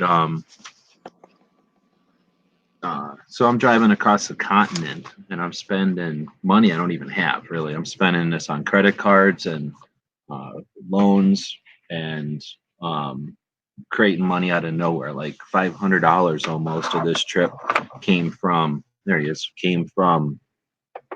I was walking along and walking the dog one morning before I left, and still debating on whether or not I could even take this trip or whatever. And I find a piece of strap, some webbing, 1-inch webbing that came off of a tie down. And there's this truck almost every other time I'm walking. There's this big trailer, like somebody has a semi trailer that they leave there.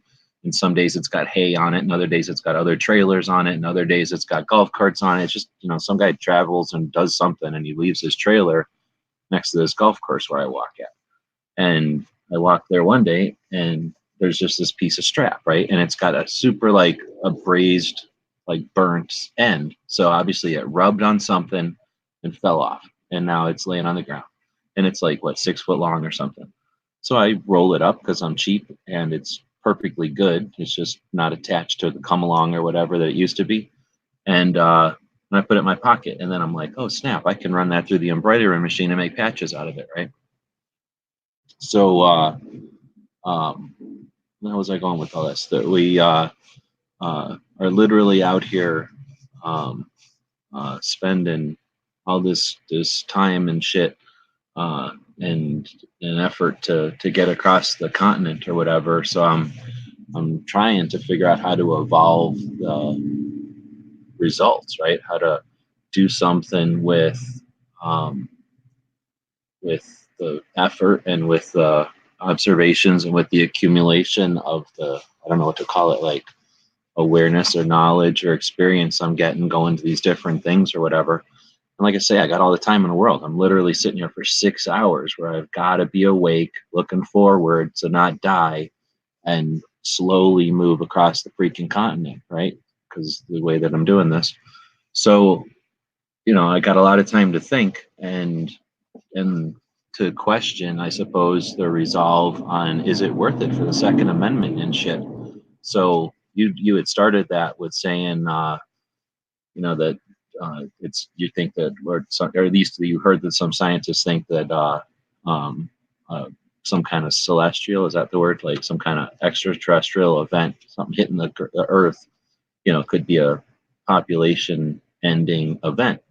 And one of the things that, okay, let's say that it happens and it wipes us out, nothing we can do, game over, okay, big deal.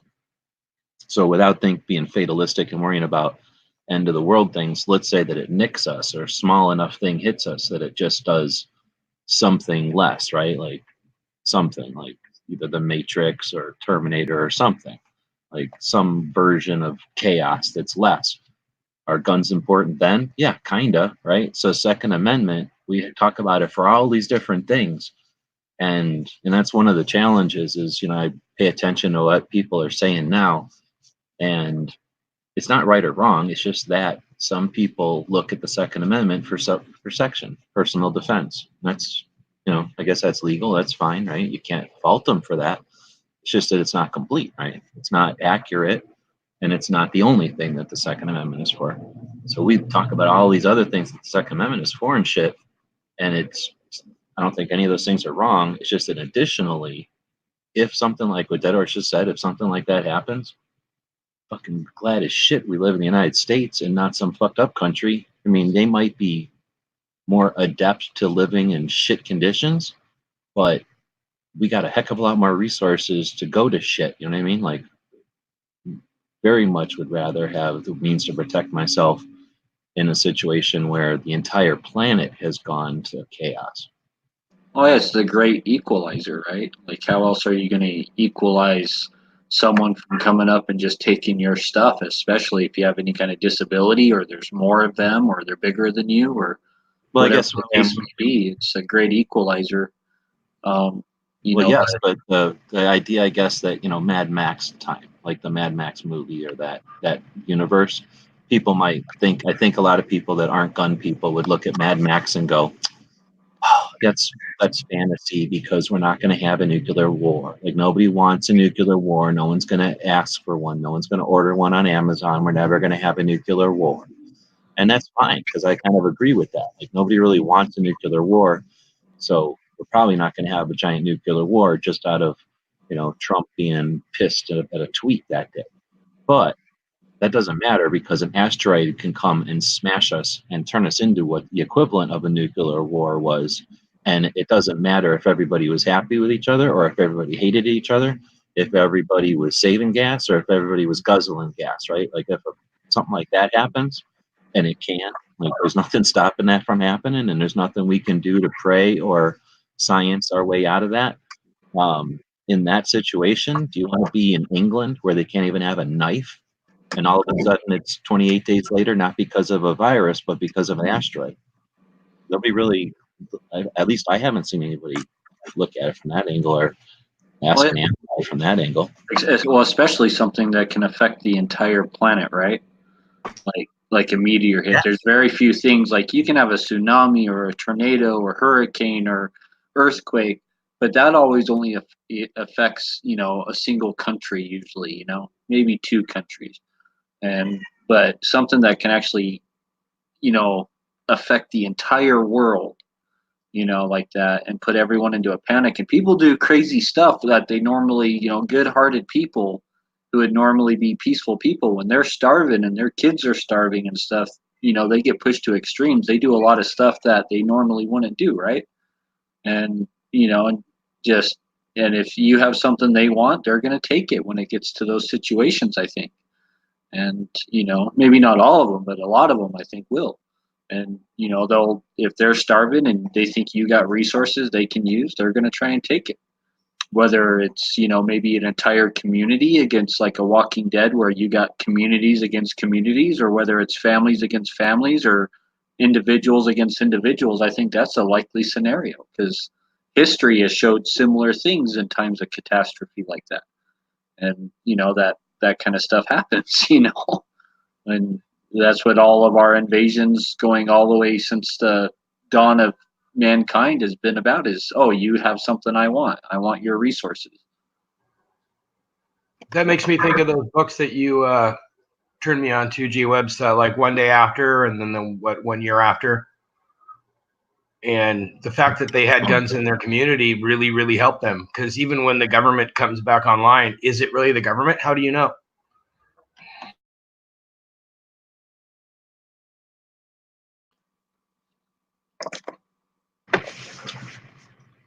Well, hell, we're 2 hours in. It's getting cold here. Let's see. Woods is way farther north. Is it super cold up there? You got the Pacific keeping you warmer though. Tonight's going to be 24 degrees, but it's extra cold more than it's supposed to be. That's fucking horrible.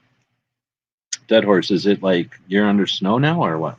Yeah, we got. I got a little bit of snow, but there is snow here.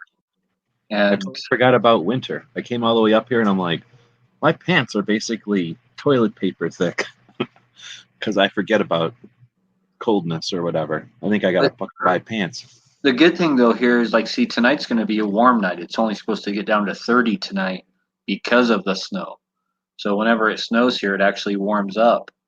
And if there wasn't snow, then that means that we'd have clear skies. And on the nights that we have clear skies, that's where it'll get down to single digits and stuff. Yeah, I kind of remember that. Damn it. That's why it's cold up here. It's clear and cold. If it starts raining again, it'll go back to 40 or 50 degrees. It got cold as shit last night.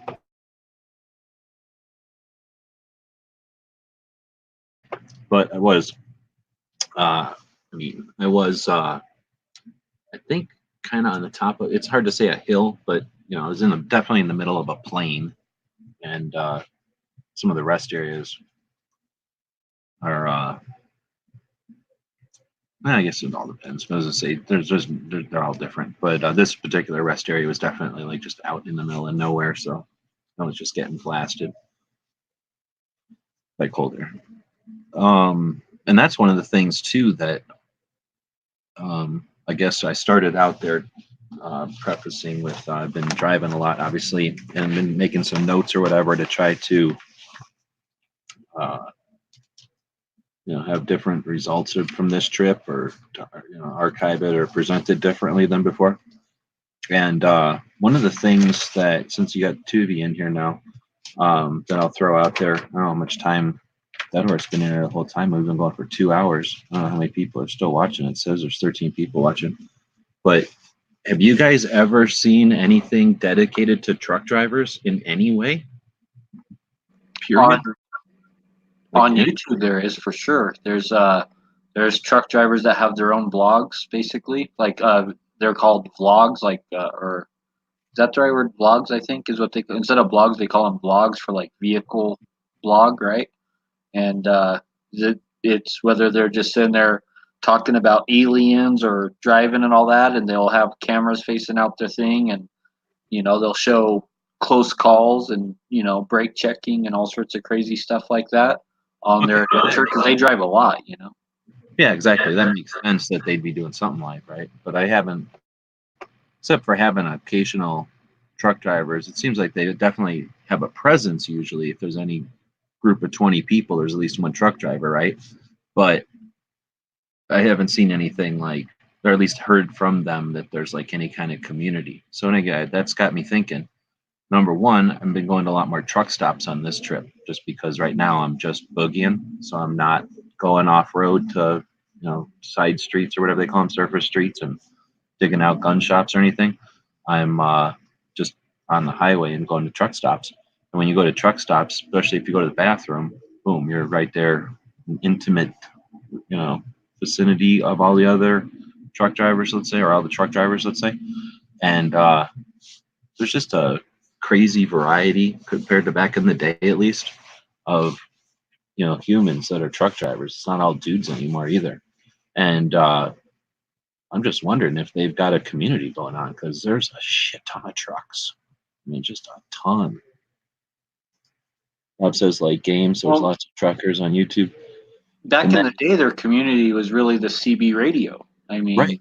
But nowadays, I'm sure that they've got to be using something. But more than just like the presence of truckers, because again, if there's 20 people and one of them, there's going to be a trucker there. So if there's 20 YouTubers, one of them's going to be a trucker. You know how we have gun channels was an attempt to bring gun people together that create content or that created content that's focused on firearms, and to bring those kind of people together, I guess in a way like PBS or NPR, in a way of people that are maybe a little more nerdy or more into 2A or whatever the focus is, to bring those people together, but then to do something with being together instead of just bitching and moaning, do stuff. We go to Tulsa, we go to the industry shows, help people out. We're a community. I'm wondering if the truckers have something like that, and that's something that I don't know if we can know by not being a trucker, because I understand that there's YouTubers who are truckers. You know what I mean? But you know what I'm saying, what the difference would be? Is there? So you're asking if there's a truck channel? Well, no. I'm asking the opposite. I know there are channels that focus or are made by truckers. I'm just saying, I'm wondering if there's like communities where truckers realize the influence they've got. And that's where I was getting to, is that it seems to me like the influence that truckers could have is amazing. They literally are physically moving from place to place.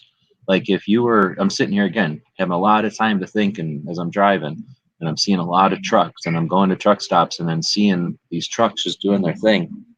And I have just barely enough knowledge of truck driving, and most of it's from the olden days, to understand that they've got like rules and kind of unions, and they're kind of on their own, but they're not. And I've seen every episode of BJ and the Bear, so I'm pretty much a trucker. So I'm thinking, if let's say, for example, I'm driving across country to go to this 2A rally.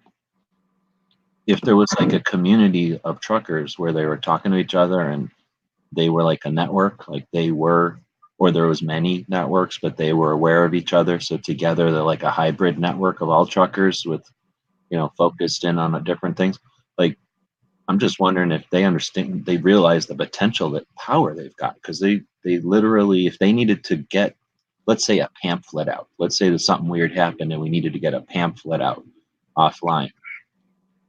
Would that be difficult? Yeah, it'd be almost impossible. Oh, wait a minute. It would be infinitely easy if the truckers were all united, if they were like aware and able to to do stuff with like that. Oh yeah, probably, because they're traveling so many miles, right? And they're hitting pretty much every major city, and they're going to all the small, through all the small towns in between all those big cities, or basically taking every road in the country, right? Yeah, Yeah, think they're of going like to that. everywhere. Have you guys used Waze before? Yes. You know what I'm talking about? I don't think so. No, Do you know what it is though? I don't know. I've never It's heard. Google. It's Google Maps. You've used Google Maps to find directions or something before? Oh yeah, yeah. It's just Google Maps, except imagine an overlay over it.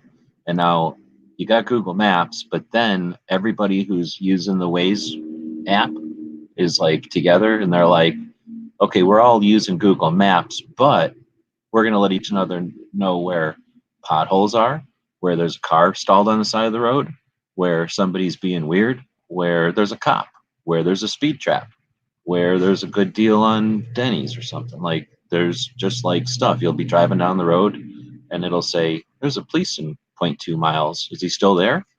And then you'll go yes or no. And now it'll be like, there's a police up ahead. 75 people said he is. And then, you drive by and verify, or maybe the police drove off and you say no. And now all of a sudden it knows that there's no cops there anymore, and it quits telling people. So it's like this overlay, or this layer that unites a bunch of people on a Google map. And I'm thinking, well, that's interesting. And I've seen that work. Like, it's crazy how well that works. You'll be driving down the middle of nowhere and it's dark out, can't tell shit. And then, oh, hey, there's a cop coming up on the left. And sure enough, he's all blacked out, but he's sitting on the median, watching for speeders or what. And just, again, you'd be driving down the road and, hey, there's a pothole in the left lane. So, you move over. It's just nice. It's like you say, CBs times 1,000. And then it makes me think, like, what if the truckers had something like that was independent of where they worked or whatever, but just allowed them to have that kind of whatever. What's the word to that? It's like beyond networking. It's probably a word for like where the individuals work together as like a hive, a Borg truck, Borg. Like thing. a collective or something? Yeah, you know what I mean though? But like if the truckers were all like using trucker wave, or maybe they are the ones using Waze. I don't know. Oh, I bet they It are. could be. They're already Oh, linked definitely. up to satellites. They already have basically, GPS through at least all the major trucking companies to know how many hours that guy's been on the road. And like I heard that it's really hard with the big companies now to cheat your logbooks basically because they have your GPS of how fast you were going, where you were at, how long you drove. So you can't really cheat your logbooks with the big companies, like And I think sometimes the computer tells you when you're gonna stop and like that kind of thing. Yeah. Like, your 8 hours straight of driving's up, like. That's why I want to have some chats with truckers basically, and bug them about if there are these things, and then I don't know, just ask questions. Like I said, I never really thought about it until I was kind of thinking about it this trip. Well, if you ever want to interview one here, I have a friend here that is a trucker. That's a gun guy. Yeah, very cool. I'm thinking about the van chat to focus on or bring some truckers into the van chat, because the thing is, truckers are also, this is their workspace, right? Like the highways. So just can you imagine all the different insight they might have, not only to like, well, just in every different way, where construction is, how the economy's doing, who else is driving. I mean, there's just so many different things. I got pulled over in Texas today, yesterday, whatever. I got pulled over in Texas, though. More of like you're driving down I-40 in a van. Let's see what's going on type of pullover. And I was thinking about it, like, as you're driving, you experience, and it's weird, it gets into like Einstein's relativity or whatever. You experience your time on the road as like that moving slice, and while you're on the road, you're experiencing it, but then you're gone. Now, a cop whose job is that piece of road, if he's got an 8-hour shift, he might drive back and forth down that 2-hour piece of road 4 times every day. And you're only going to drive down it 6 times in your life or something, so it's just, truckers are on the road in a whole different level of time than we are.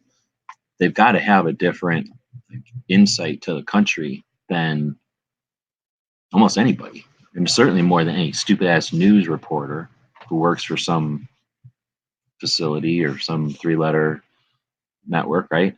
Like, what can they possibly know? So that's why I was wondering if there is something that kind of, like, there should be like a Facebook for trucks where just truckers can log into it, and then again, the insight you get out of that would be amazing. Like, if you would definitely know all the best places to eat and who had the best bathrooms. That's what I'm talking about, exactly. And like, oh well, Texas is a shithole because of, we just took all these scores and we figured out that Texas ranks under Kansas, or between whatever. Like, it's just, I don't know. Anyway, like I said, I got a lot of time to think when I'm sitting there driving for it. I'd be interested to know how the truckers have changed. You mentioned earlier that the image that we have of the trucker isn't necessarily true anymore. Oh hell no! I was, when I was a kid, my family was involved in trucks in different levels, so I just happened to have some insight as to what truckers, the humans were back in the day, and it was all the same redneck white dude, all of them, like every single trucker I ever met. Every time I ever seen a trucker when we were kids or whatever, it was that same dude, right? And then now it's not. Oh, moly! You look at a travel thing. Here's another thing. Most people don't do this. You go to like a truck stop, big ass one, TA, Loves, the big multi-glomerate Walmarts of truck stops. Most people are like, I'm getting my gas, I'm parking, I'm going in there getting my coffee or my big gulp, getting my pack of salty or sugary, and then I'm out of here, right? And I don't do that because maybe I got, somewhere to go and I just got time, or I got to do something like upload video or whatever. So I'll just sit in the parking lot here, or I'll just sit in the parking lot at, not in the pump part, but, I'll pull around, how like a lot of these Loves will have night parking or whatever, overflow parking, and they don't care. And so if I'm driving from here to there and I know where I'm going, like Vegas isn't going to have a lot of parking, I might stage just like a trucker at a truck stop overnight and then just wake up early and drive into the town I'm going to. So I don't have to worry about sleeping in the town I'm going to. All right. Top 3 truck driver movies. Movies? Yeah. Oh, there's been tons of truck driver movies. Tons. What was that series back in the day that was out of Oregon? There was the 2 guys. I just watched it today. I can't remember the name of it. A series like a TV show or a series of movies? There was a TV show. And they were 2 truckers, and one was older and one was younger, and they would right wrongs, kind of like the A-Team, but we're truckers. I do not remember that. In the 80s? 70s, maybe. I think 70s. Yeah, because I think that was after Convoy. You remember the only one I remember a TV show was BJ and the Bear, unless you're going to count Knight Rider because he had a truck. Like I would count like Smokey and the Bandit, and I'd count Convoy, and then I'd count Big Trouble in Little China. Yeah, there's been a ton of really truck driver like Mad Matt or what Maximum Overdrive could be counted as one. Black Dog. I mean, there's been a ton of like truck driver movies. Really, I think even John Wayne was in a truck driver movie.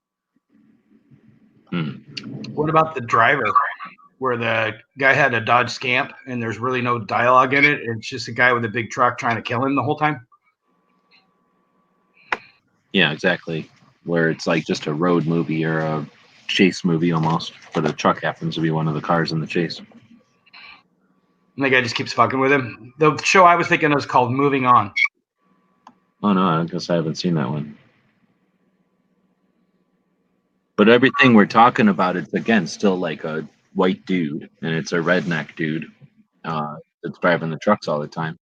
And, well, I guess I was just saying, if you're sitting in the parking lot and just watch, you'd think like, oh, there's a bunch of families and like, you know, people traveling the country, or like, you know, just America, the melting pot. There's a whole bunch of different kind of people, diverse people here.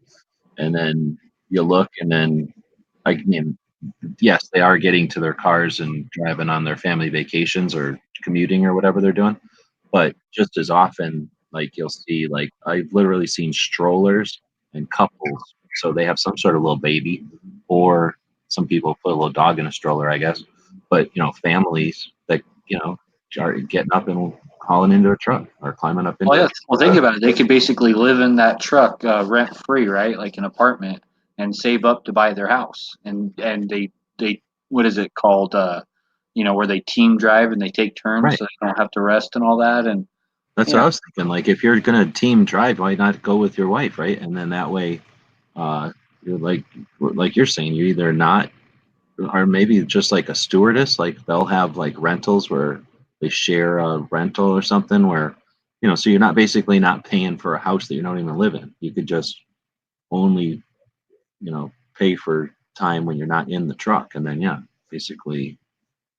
then you get to see the whole country. Like, oh, we're in this state. We're going to do this today and stuff. And like, you know, you're going to get opportunities because they have time off. Like they'll get days off, right? While loads are being dropped off and loaded up, and I've heard of them, you know, plenty of times having breaks. Like, oh, I'm going to be the next 2 days in New York because there's nothing to do until this load's ready. So, you know, that's 2 days to go, you know, do stuff in New York, right? Like, can you imagine all the places like a lot of the truck drivers who've been on the road a long time have seen, like every single, you know, monument and, you know, cool thing there is to see? Like, they would be the ones to know, like, oh, you need to go to this one little town and they have the best museum, and this one, you know, they would know all the cool fishing holes. Like, go here, but also here's when the weather's going to be best and when the fewest people are going to be there. You know what I mean? Like, they're going to not just have seen everything, but they're going to have seen everything probably again. So they're going to be able to tell you even like when to go.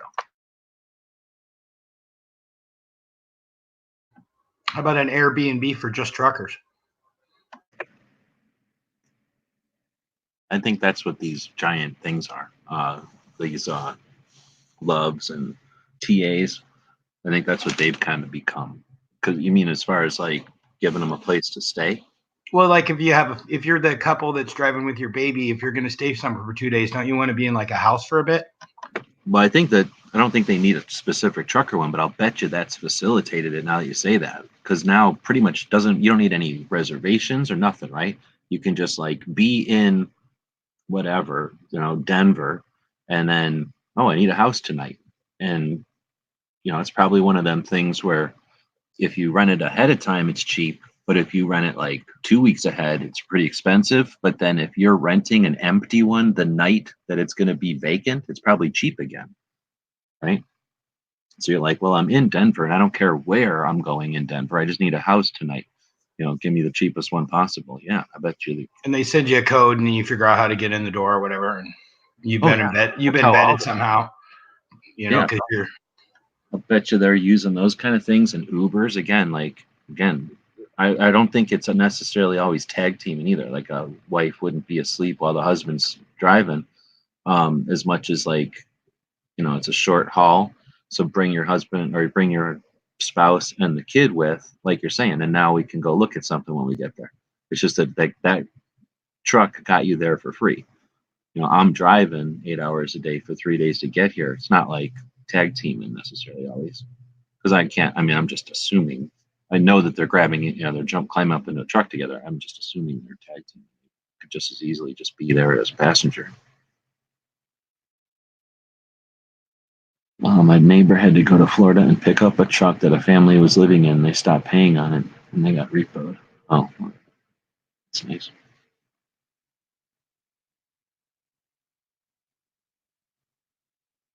Anyway, I guess I was also saying that it's cold as fuck, so I got to figure out how I'm going to deal with that tonight.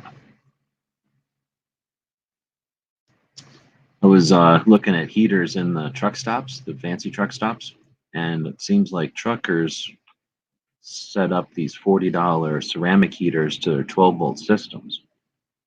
So I guess what they got going is a giant diesel that they never turn off. So they always have 12 volts kicking out at them. And they can just tap that into a ceramic heater and make their cabs hotter. Doesn't really work for me. Yeah, they never shut off their engines. Like if you've ever rolled through a Flying J or a TA or something in the middle of the night, driven through that whole big row of trucks sitting out there behind the pumps, like every one of those trucks usually has their engine going. No matter what the weather, whether it's air conditioning or even if it's like perfect, their trucks are still running. Yeah, they say that it's better for the engines than shutting them on and off, so it doesn't really take that much gas to have them just sit there and purr. And it's awesome. If you ever had a chance, one of the reasons I like stealth camping is that I can pull up next to a running truck and sleep, because that is the best sleep, at least I've ever had. And I don't sleep badly or whatever. I don't seek out sleep. It's not a big deal or nothing. But in other words, it's not like I have a whole bunch of things to compare it with. But wow, sleeping next. So if there's not an ambient noise like that, then it's every little noise. The vibration, right? The vibration. Like the ideal would be in a truck stop, or not a truck stop, a rest area, where a lot of times they'll say trucks go to the right, vehicle or cars go to the left. So just especially with the van or with the trailer or the big truck, even a pickup truck, even you can go to the truck side. He's going to give you a ticket for going to the truck side. You pull in between two trucks that don't shut off, and then again you have to have a van or a camper. I guess you have to have a way to be able to lay down. But the vibration, like when I park between two running semi trucks, the entire van is like when I go to the robot masseuse at the gym, the entire van just vibrates, and it just goes like that all night because they're running all night long. Like the worst part is if they leave somewhere in the middle of the night and half of your vibration, your free vibrating bed drives away. But it is, especially I'm trying to remember now where that was. It was somewhere when it wasn't real cold because I didn't need a lot of blankets, but I literally could have just slept there forever. That was one of the best sleeps I ever had between two semis.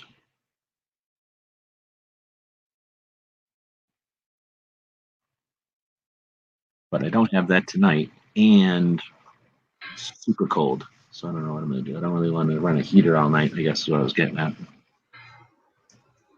Do you got that little propane one that he gave you? What? Who gave me? You got that little propane heater that Dead Horse gave you? Oh yeah, but Oh that's no, one. that was an electric one. That one was Oh. ideal, actually. I have it in the house. I used it until it died, but that was like what, $11 or $14 heater, and it's from it's a wall 120 volt, and I think I used that like every single night last year to heat my entire house. Like that heated the entire room of the house I was in, all winter long. It wasn't a bad winter, so. But anyway, that thing was a champ, and I think I eventually just had it on so long that the housing got melted enough that it like got sloppy and disconnected. Basically, it didn't really short; it just like let go. The plastic wasn't there to hold it, so I went in and like wired it back together. But then I was like, I probably don't need to like skimp on this $12 heater or whatever.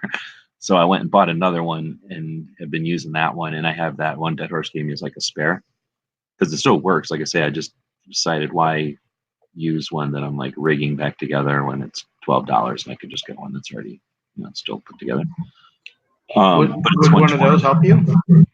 No, because I'm sitting in a parking lot. I'd need a generator or something. Oh, You gotta Bob level shit. I mean, if I really wanted to, like, in again, rest areas is a whole nother conversation. It'd be interesting to talk to some truckers. New Mexico, I think, is going to win the rest area of the country or whatever. They have the best rest areas on average than anywhere. Often in out west, but definitely in New Mexico and Texas, you go to a rest area and they give you like a little shelter. They give you like a little place that's covered from the wind and the rain and the sun, and it's like a picnic table, but it's like a little building, little house there. Again, like depending on where and how the thing is set up, it'll have walls or it'll have something that protect it from all the different elements, so that you can actually have a reasonable, enjoyable, time away from your drive. And sometimes those will have a light bulb, and if that's the case, you can set power off that light bulb, pull it into the van.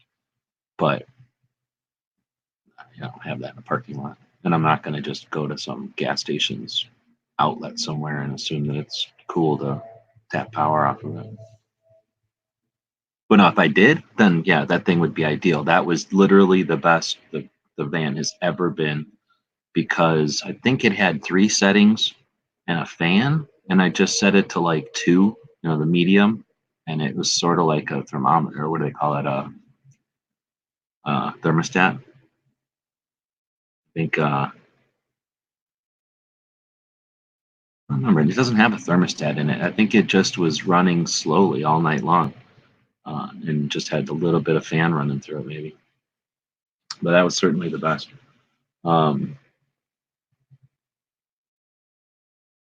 I went back and I bought one, and I was like, oh, I'm going to get the $20 one, the ceramic one, and I don't think it was near as good as that $12 one.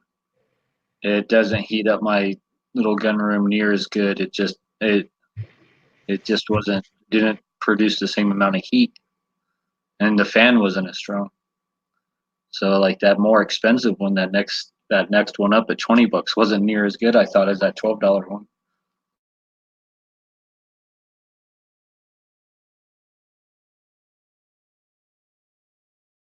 So Pants is saying the thing where they put a heater in your RV that they plumb it to your gasoline tank, and then it uses something like a gallon every 12 hours or something like that. I mean, that would definitely be nice, but obviously more work than they can do on this trip.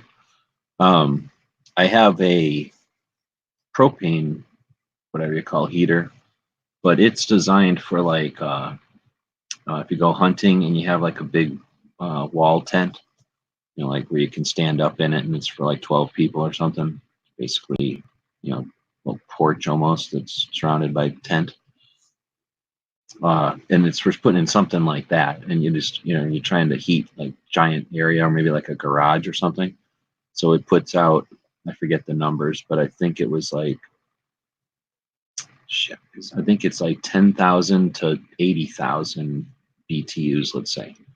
And for something like what I'm in here, the size of this thing, what I end up needing is something like 3,500 BTUs. And this thing that I have starts at 10.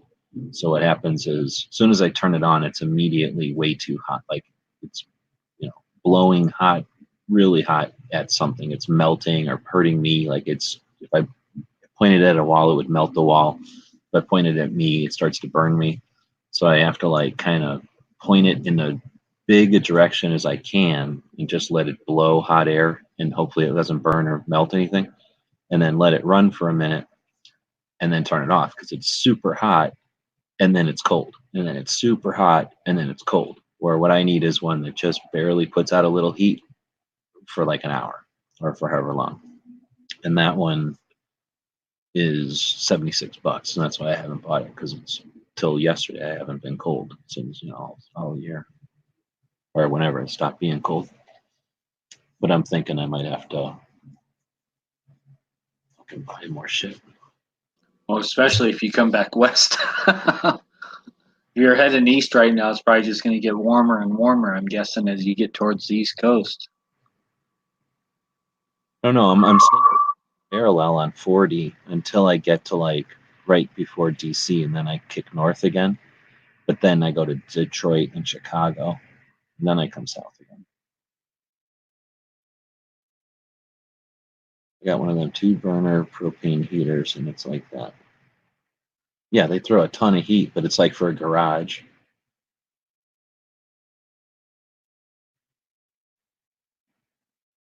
Anyway, so I guess I didn't expect it to be comfortable.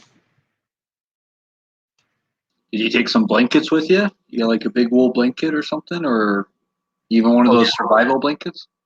Oh no, I mean I got blankets galore. That I'm fine with. The problem is the sleeping part. It's like, it's twofold. One, it's like camping. So yeah, sleeping under a shit ton of blankets is not a problem at all. Like it's very easy to stay warm during the night, but you got to get up and sit in the vehicle and drive away, and then it takes. I can't blink and be from like under the blankets to sitting in front of the vent with the heater going.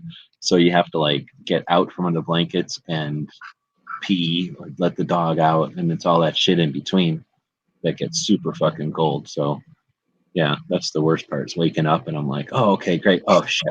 And it's like being camping or something. It's like, yeah, you're great in your sleeping bag, and then you gotta like get out of your sleeping bag and get breakfast made. So that's the other problem, is that it's neat if I was camping or on vacation or something. Yeah, fun challenge or interesting adventure. But I'm really just trying to get to a 2A rally, and ideally, I'd be checking out gun shops or museums and shit along the way, and then I should be making videos. So instead, I'm like sitting here shivering and worrying about how to. So I don't know. I need to either insulate the van, get it to the next level, where if it's 70 degrees in here, it just stays 70 degrees in here. It's not quite there yet. Like it's got some R value and shit. It's not as cold as it is outside, but it's not staying whatever temperature I parked it at either. It's getting cold in here. So I don't know. I guess I could turn the camera on, but like the corners, basically, where the door hinges are, where the walls turn into the back, all of that stuff is exposed. Like the side doors, all that's exposed. If that stuff was not exposed anymore, if I could wrap all that somehow, it would probably be a lot warmer in here, just because all the rest of it's R9 or whatever. R9 plus. Shit, is the 1-inch stuff R9 alone? I can't remember anymore from when I put it all together, but the van should be insulated, and it kind of is. It doesn't get hot and it doesn't get cold, but once it is hot or once it is cold, you're kind of stuck there. I guess, or come up with some kind of heater that's better.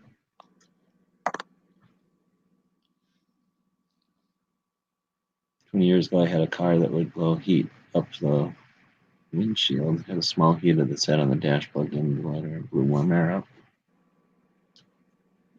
Yeah, I've had those little tiny ones too that you just stick on your dashboard that plug in your cigarette lighter. I've had to use those in a Volkswagen Bugs because Yeah. the old Volkswagen Bugs had just terrible heaters, and you had to have one, if not two of those on the windshield of your Bug here in the wintertime, just, to do, because you couldn't drive without one because the defrost on the old Bug sucked so bad. The heaters in general were really, really bad on those cars. And go figure, since they were made in Germany, but they were horrible. Well, they were probably pretty good for the tech at the time. It's just the tech was behind yet. They didn't create shit yet, or they hadn't made stuff better yet. Well, they sucked because it was a air-cooled car. So instead of using a radiator with hot water running through it and then blowing air across that, it would have these pipes.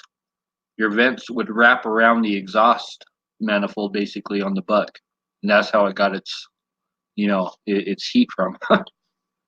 So if that ever rusted out, you're also at potential of carbon monoxide poisoning. You would straight up just start pumping exhaust. Oh yeah, that happened a lot. Just kill you as you're driving. I just wanted to be warm. Well, usually you'd get your eyes will start burning long before then, burning really bad. You can taste it and smell it. Something's wrong. It's not like a silent killer type thing. It's not on gasoline engines. It's not. I had a friend that had a van that had that problem.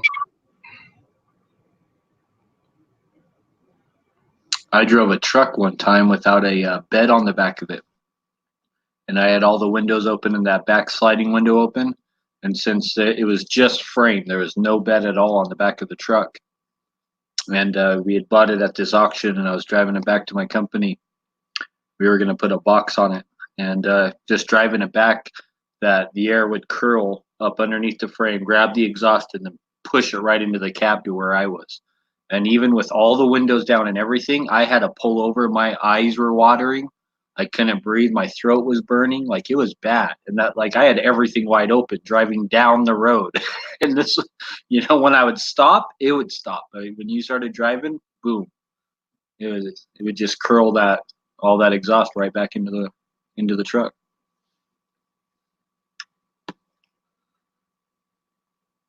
So that kind of brings up, I was driving somewhere, doesn't matter really. So I was driving somewhere and I had not the air conditioning on, but just the vents, right? So taking outside air, blowing it through, and the fans maybe on half, low, just barely, just to have air moving in the van or whatever. Quit smoking, so I don't have a window open anymore. So it's just a way to get air moving through the van, right? And some fucking asshole in some kind of fucking truck, pickup truck, but the ass end of the pickup truck is just black with soot, and you don't notice it until you've got your vent on like that, but just foul. And I was sitting here thinking about it. I'm like, oh, I'm offended, blah, blah, blah. It smells like shit or whatever. And then I'm like, damn, back in the day, every single car smelled like that, all the time. And we'd be sitting in traffic or whatever, or going to the store. And it just everything reeked like that all the time.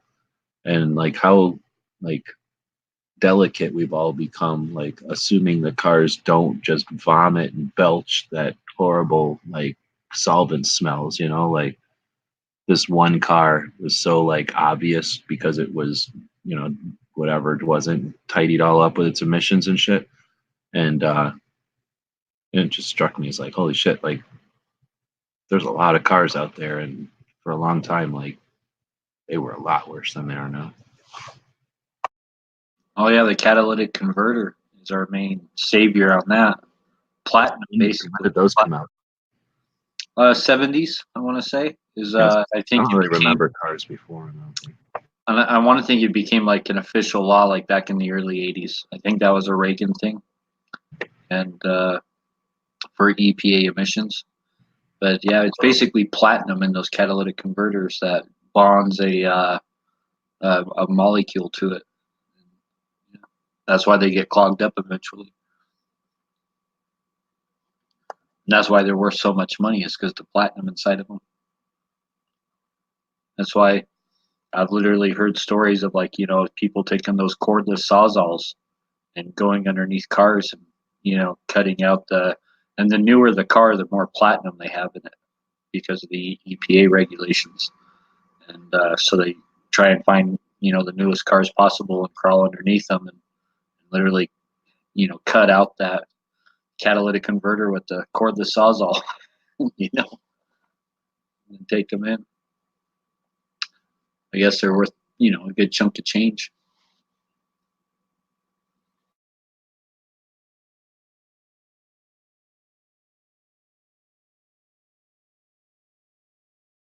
Yeah, I've been saying during the gas crunch.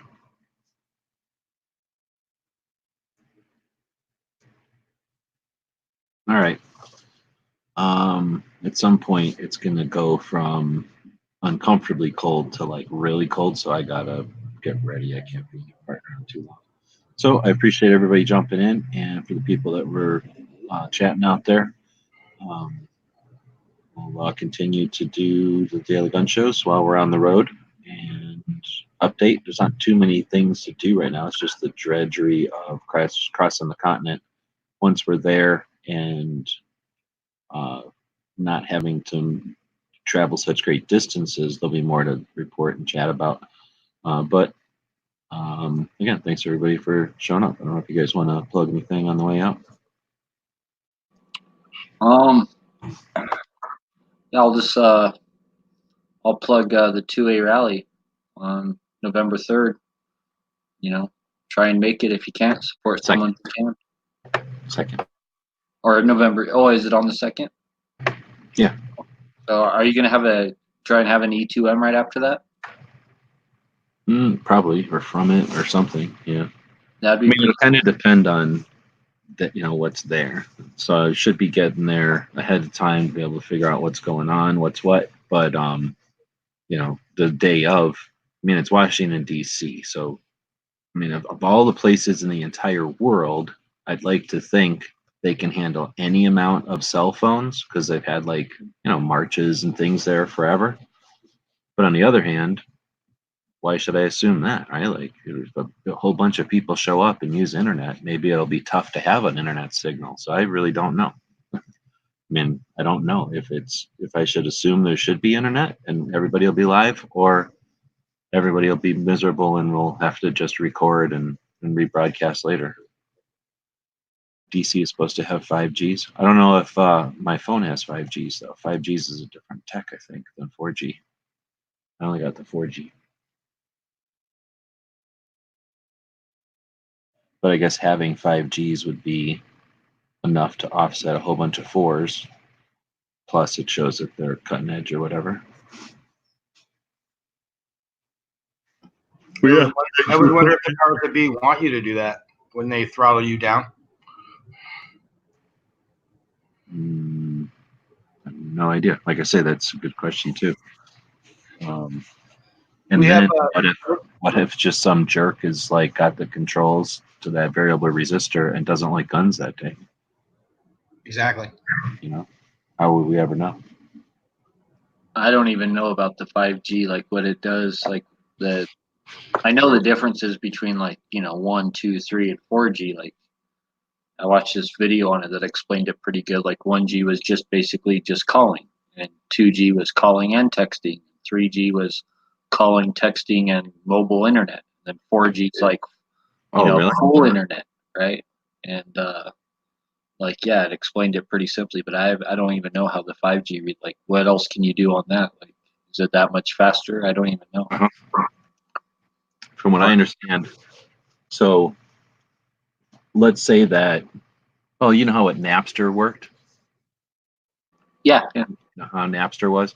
So if there's the three of us, and on my screen it's me, and then you're in the middle, and Woods is over there. And if I want to get something to Woods, then I can take it and put it together and give it to you, and then you can take it and deliver it to him. Or what's the other way to do it? How would you picture it? If I take and maybe if we maybe the way to say it would be if I put like all the letters of the alphabet, you had all the letters and I had all the letters, and somehow, I don't know if that's the way to say it, but basically it's a little bit of distributive computing as well as, so it's not necessarily a new thing that they're adding. Like, you know, how you just said they went from voice to voice and then text and picture. Instead of it adding a new layer like that, it's a new way to disseminate or a new way to network or a new way, you know. So right now I think we take something and we hand it and we hand it and we hand it.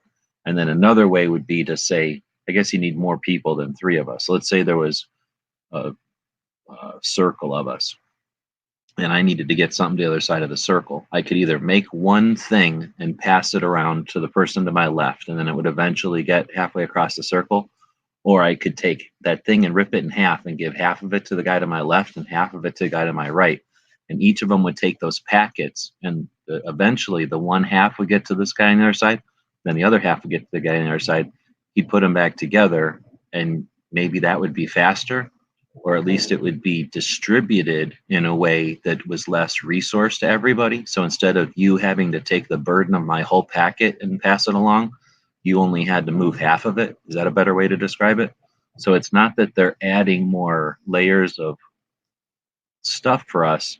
They're doing it in a way that involves everybody as part of the distribution system, or it's like, you know, it's sort of, if that worked, if that description there worked to like say the difference between one thing and ripping it in half and sending it in two paths, just imagine the complexity that a giant computer brain that can work a billion times faster than any of us.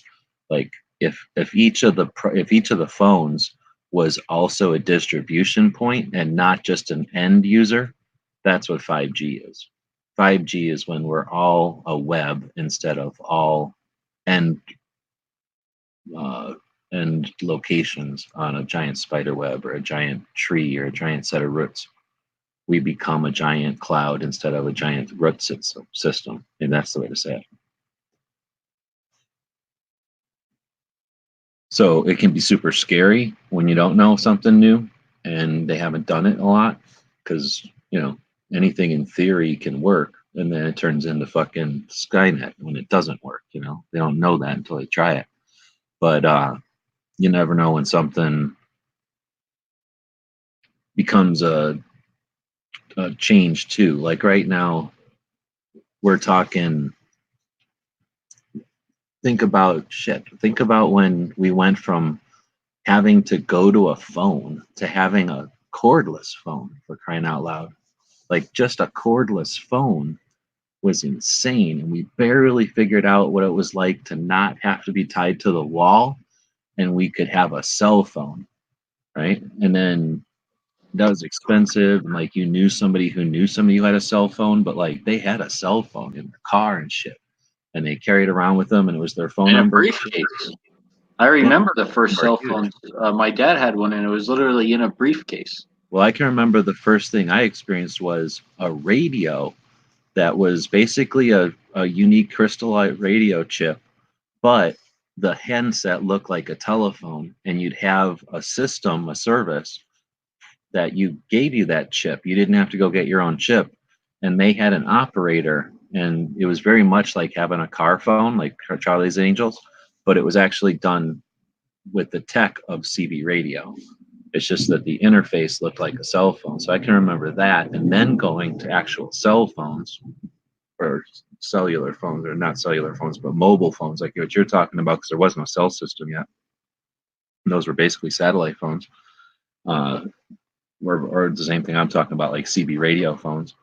But then, yeah, eventually they went to cell towers. But when they went to cell towers, that's when you went to like coverage, and like now my phone isn't like distance from the antenna. Now it's like, wow, I can use it in all these towns, and like I can travel with it. It was like when phones went from phones to long distance to like, oh, long distance doesn't cost nothing. Like, remember when long distance cost something and you couldn't even talk to somebody far away because you had to budget that? I guess what I'm getting at is that we don't even think about how crazy it was when 30 years ago, when you had to go to a fucking like there was barely pagers, and you'd have. I mean, even before pagers, I can remember like call me at 4 p.m. and then we'll find out what happened and blah blah blah. Like you'd have these fucking things you'd have to figure out to like try to get 5 people to do something together was all but impossible unless you all met somewhere every Thursday, you know, so that you could kind of coordinate it. But just Oh going yeah, from answering machines. Answering machines were huge. Like that was everyone had an answering machine. And then And then- caller ID. I remember when caller ID, like everyone had like and your every time we your phone absorb company would give you the caller ID. and every time we absorb that and then to go forward without even thinking about it, that's where I guess what I'm trying to get at. And like we went from like just nothing to like cell phones, and then from cell phones to cell phones with cameras in them and texting, and then all of a sudden there was smartphones. I don't think I can even barely remember having a cell phone that wasn't a smartphone. Like I just blocked that whole horrible time of my life out when we didn't have the internet with us all the time. And that's all I'm saying is like I think that it's going to be that kind of level of difference when it goes from like, oh, I got to get online. Like we still think like that. Like, oh, I wonder if I got internet here. Like we think like that. If I understand it right, once 5G works, if you're holding a cell phone and there's anyone near you with a cell phone, everyone has super fast internet all the time. And when that happens, like when you have a cell phone, you have fast internet, period. Like there's no thinking about it. Like that's a whole nother paradigm shift that we're not used to. And it'll happen in coordination with, I've been listening to fucking NPR. At least this is not what NPR says. This is what I think. It'll happen in coordination with supercomputing, AIs and shit. They already built these things and they already have things like, way that people rent. Like I rent server time for everything I do. I don't have computers sitting in a closet somewhere that I, wipe off with a cloth like Hillary Clinton. I pay people to have a thing running in a room full of other things that are running, and they make sure that they run 24/7. Right. So that same concept of rented space or rent 5 minutes on. And to be able to rent 5 minutes on AI on a super brain is the equivalent of having a CNC mill in your garage.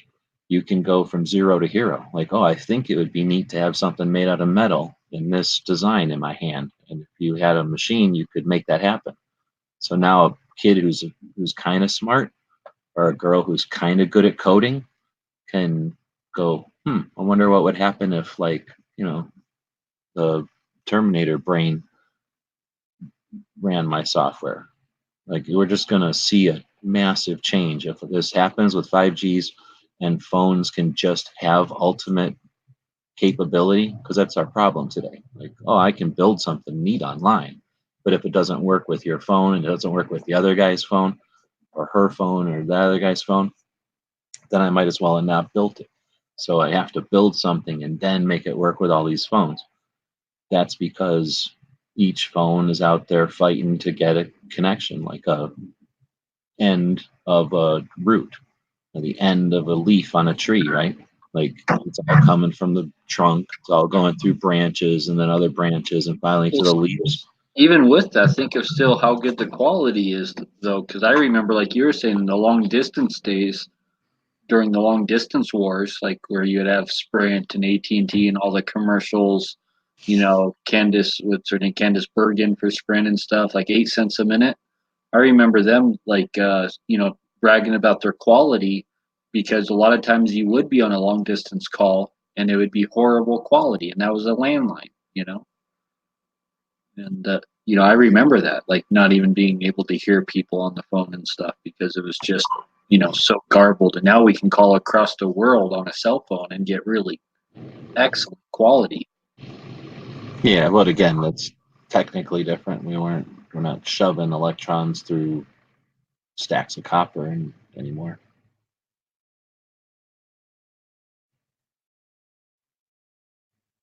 But anyhow, so I guess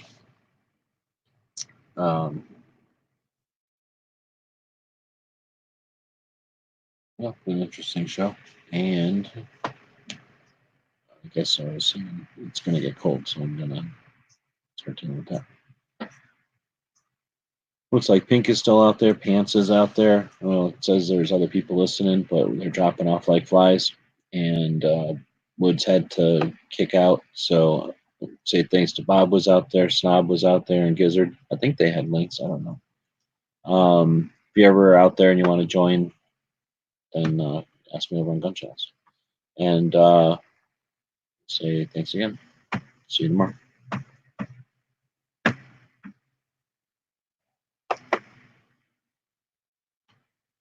Can you hear that dog snore?